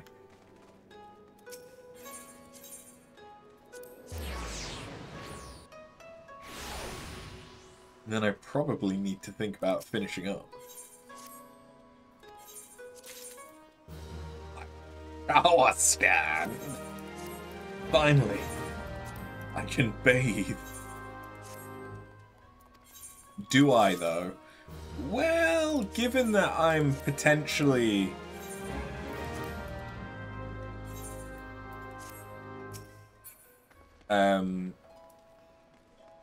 gonna be trying to have a meeting with a mortgage consultant.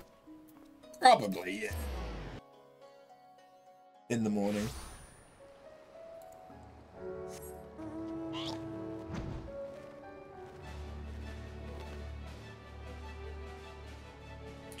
Although doing anything in the morning that requires Neff is you know, there's a decent chance that she won't be home until quite late and will then not want to do anything in the morning.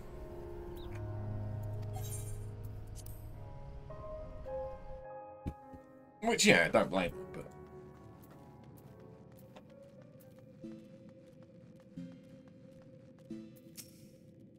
You're returned, and with the Tamate Bako of Geomatsu, I gather. Here's your books.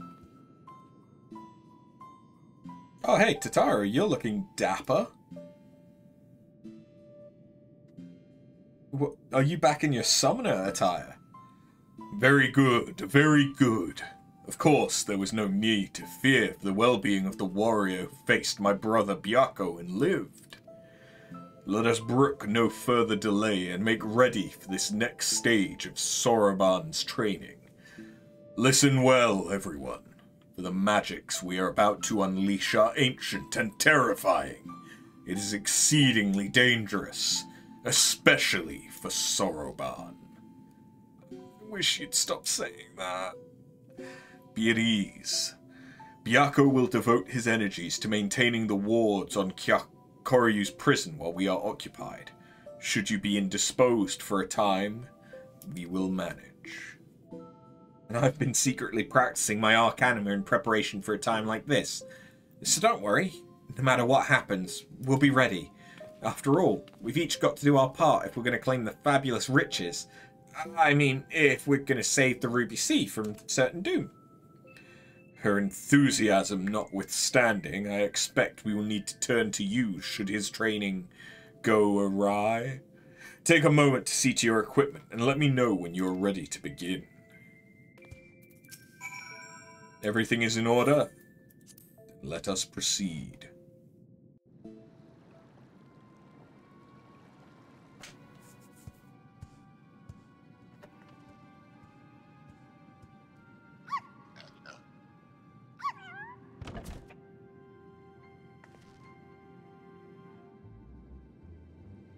Now remember, Soroban, once opened, the box will spew forth smoke. Remain still and let it wash over you. Surrender to the magic and let it transform you into an auspice.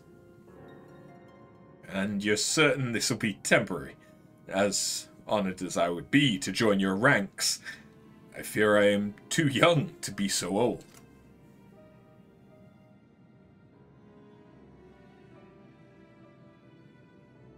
Come, you lot. Let us retreat to a safer distance.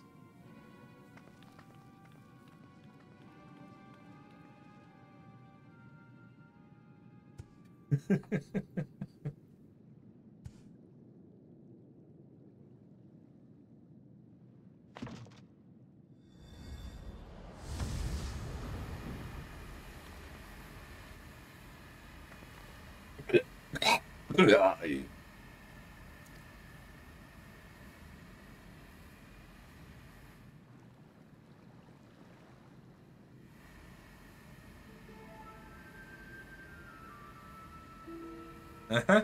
It's a fake. I knew it. Gosh, what a waste of time. There'd better be some treasure or something interesting inside. Foolish urchin! Ugh.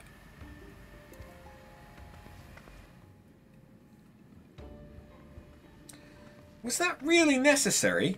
You could have just asked me to move nicely. She old. What? What's that look for? Is there something on my face?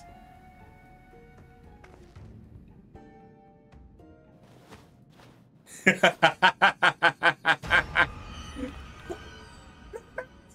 beautiful face! Feels like old coat leather left in the sun. Get a hold of yourself, child. You've been aged, nothing more. Be grateful you were not exposed longer, or you would surely have died.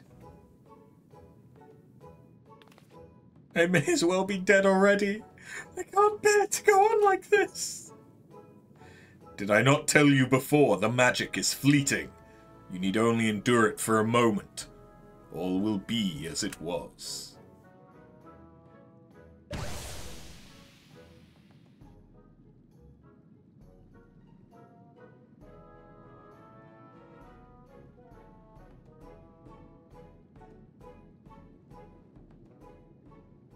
Bah! So preoccupied with the urchin I've been that I completely forgot about Soroban. I hope he has not been overexposed to the magic. If he has been aged to excess, his Aramitama may already be.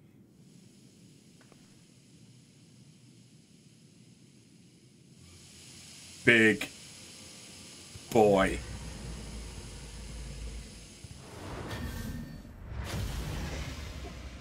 Uh-oh.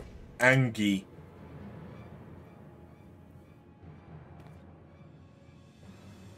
Well, that answers that. On your guard. I'm afraid he means to kill us all. He bathed in the Tamate Bako's magic for longer than the urchin, and so I expect he will not return to normal so quickly. In fact, I dare say he will return this form long enough to destroy the temple if we do not subdue him.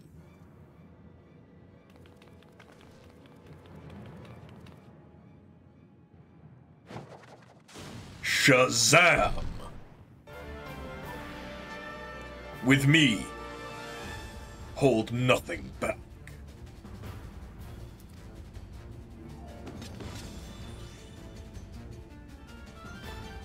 Just two summoners and a turtle, taking on a turtle.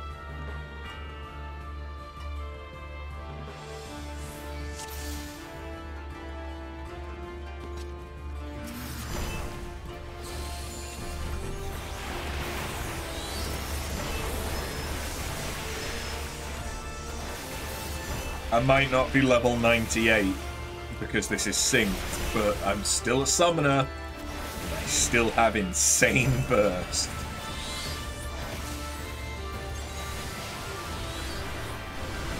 Oh, I don't have...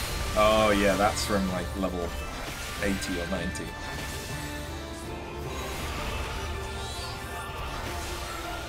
Yeah, it doesn't matter, he's already 2/3 dead.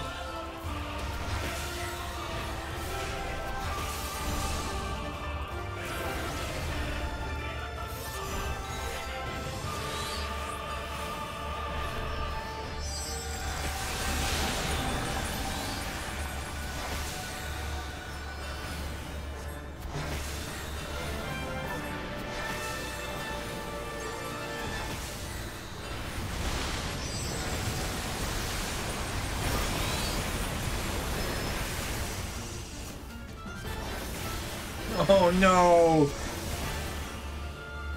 Genbu's all turned upside down again.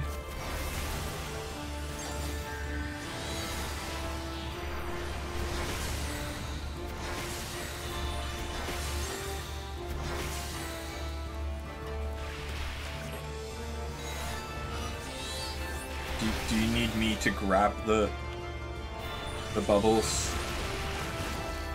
The bubbles, the bubbles, the bubbles. I mean...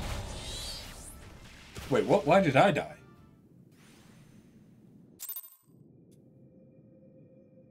Wait, what? Was I taking more damage from the bubbles than I thought?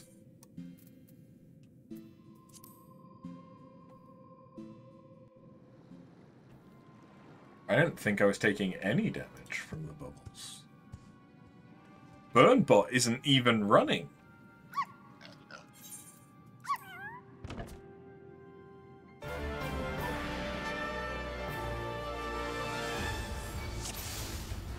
That's the wrong...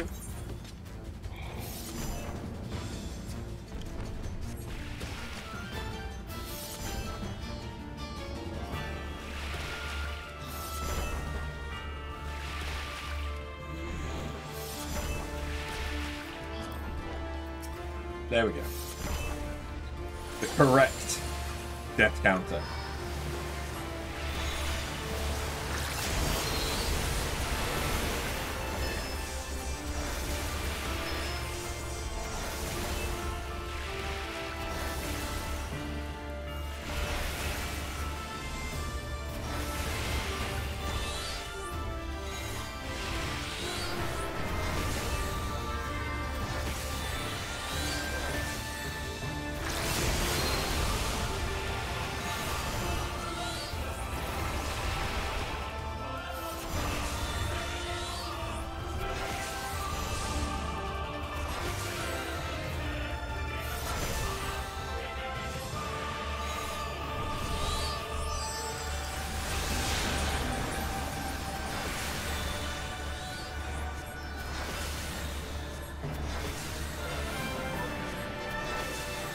I had Phoenix at 70.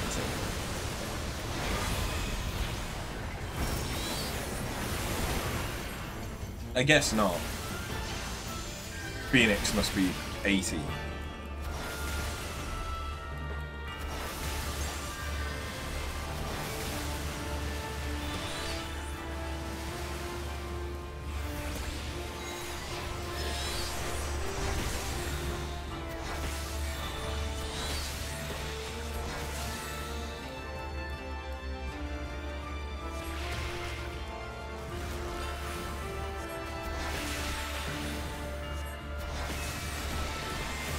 Okay, yeah, it was the bubbles. The bubbles killed me.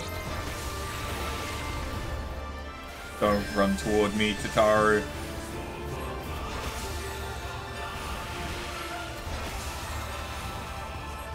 Okay, Tataru just doesn't know mechanics.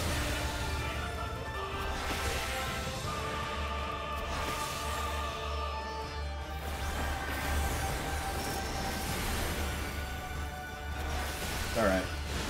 Couple of hits left. There we go. Ugh.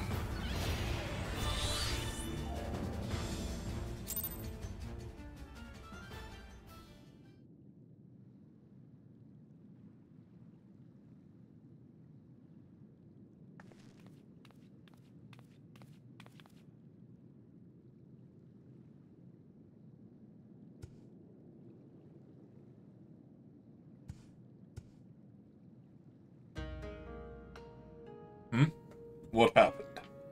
Why do you all look so exhausted?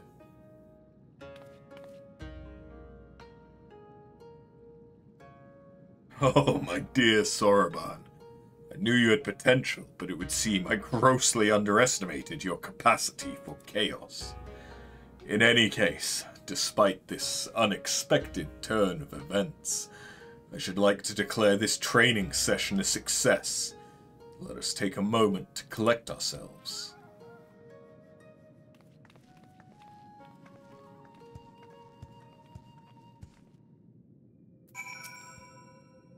Truth be told, this comes as a relief.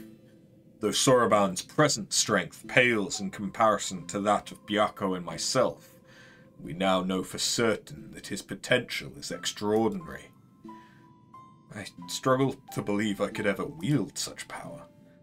All who are strong were once weak. I am no exception. Until I met Tenzin, I was no more than a floundering turtle you see before you.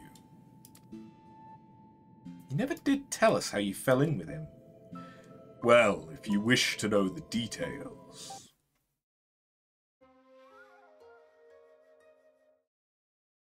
Long, long ago, when I had lived 100 or so years, and had only just begun to become something more, I received my first vision, a terrible calamity, one that would claim the lives of countless innocents.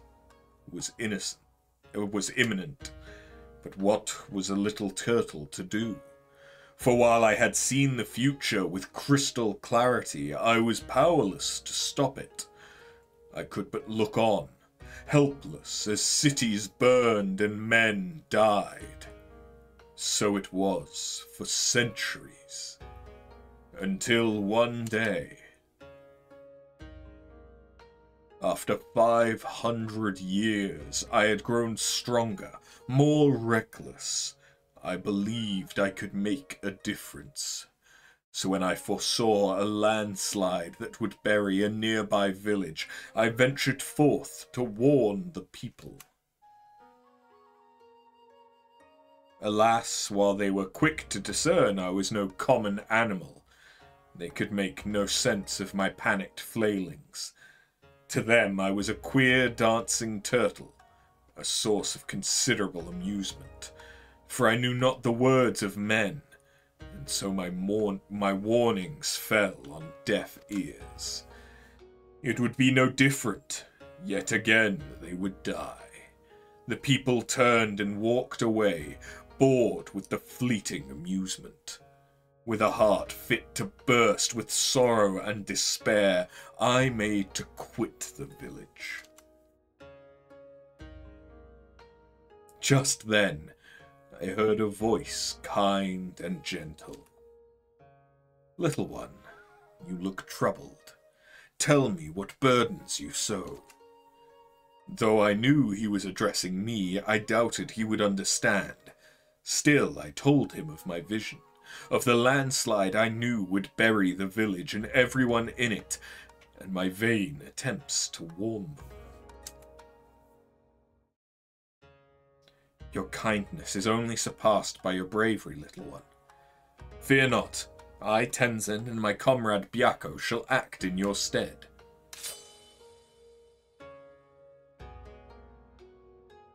As Tenzin drew his sword, a great white tiger emerged from the wilds.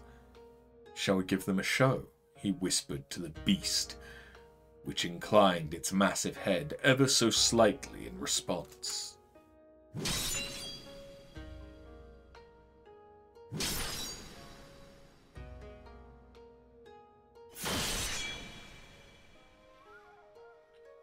They then ran into the center of the village and began to fight as if they were bitter enemies intent on killing one another. Blade and fang flashing, too fast for the eye to follow. The two broke apart for an instant, and Tenzin bellowed, "Hearken to me! This white demon thirsts for the blood of man. If you value your lives, flee this place. Seek shelter in the next village." Needless to say, the bewildered villagers gathered up whatever was at hand and ran screaming, too terrified to even look back. As the three of us watched them go, I heard the white demon mutter, "You know full well I have not once tasted man-flesh." The village was later destroyed in a landslide, as I had foreseen, but for the first time, I had managed to make a difference.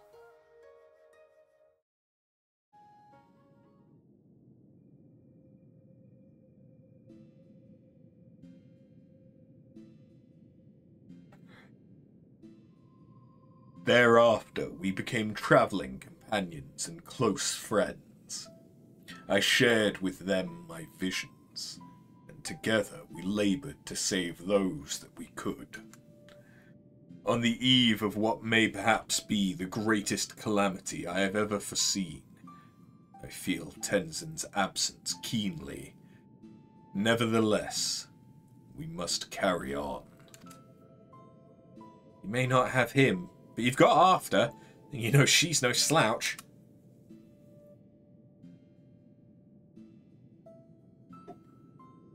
Indeed I do, and for this blessing we are grateful beyond measure. Right then, Soroban, we must resume your training at once, ere we forget the lessons of your time as an Auspice. Yes, of course. Getting back to it, in that case I should return to the mountain of paperwork in Kugane I've been doing my best to ignore. And Soroban, I left the takoyaki with Kamai Itachi for safekeeping. You're not to get any until you've earned it.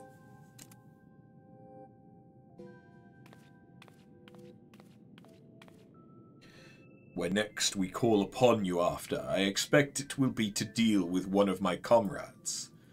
Shirk not your own training, for it will not be easy.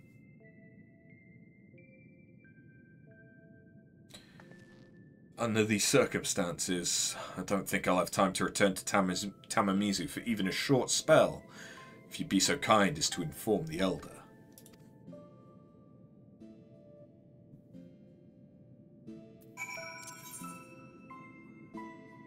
Just loaded up Diablo 4 and immediately your eyes got heavy.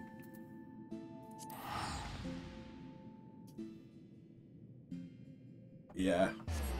I've been playing Iconoclasts on the Switch in bed.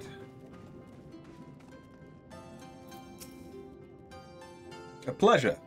Did you have the chance to visit with Soroban? How fares he with his training?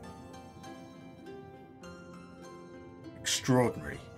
He has always been diligent and hard-working, but even so, to think he's blessed with such incredible potential. Cannot help but wonder who else among us might be possessed of similar abilities. Yet I understand his trepidation. With great power comes great responsibility, as is often said. We may need to keep a closer eye on him to ensure he does not succumb to fear and attempt to flee his training.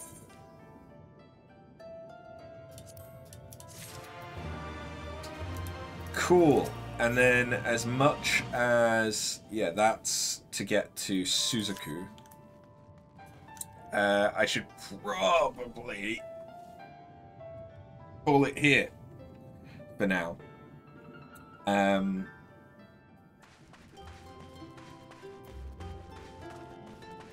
Yeah. But I feel like we've made some decent progress. Well, okay, maybe not. But we have unlocked the trials and a dungeon. 2 dungeons, in fact, that I didn't have before. And so there's only Suzaku and Seiryu left for these this group of trials rather, and then there's the trial that is from the MSQ, and then that will be all of the trials, and I can unlock their extremes in order to get their mounts. Yeah.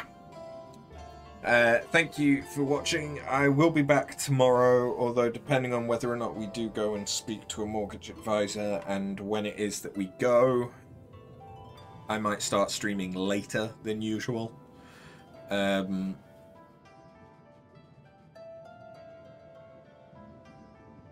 yeah, but I think we might... I've not quite decided yet, but we might do Alan Wake Remastered, because I kind of want to play Alan Wake 2.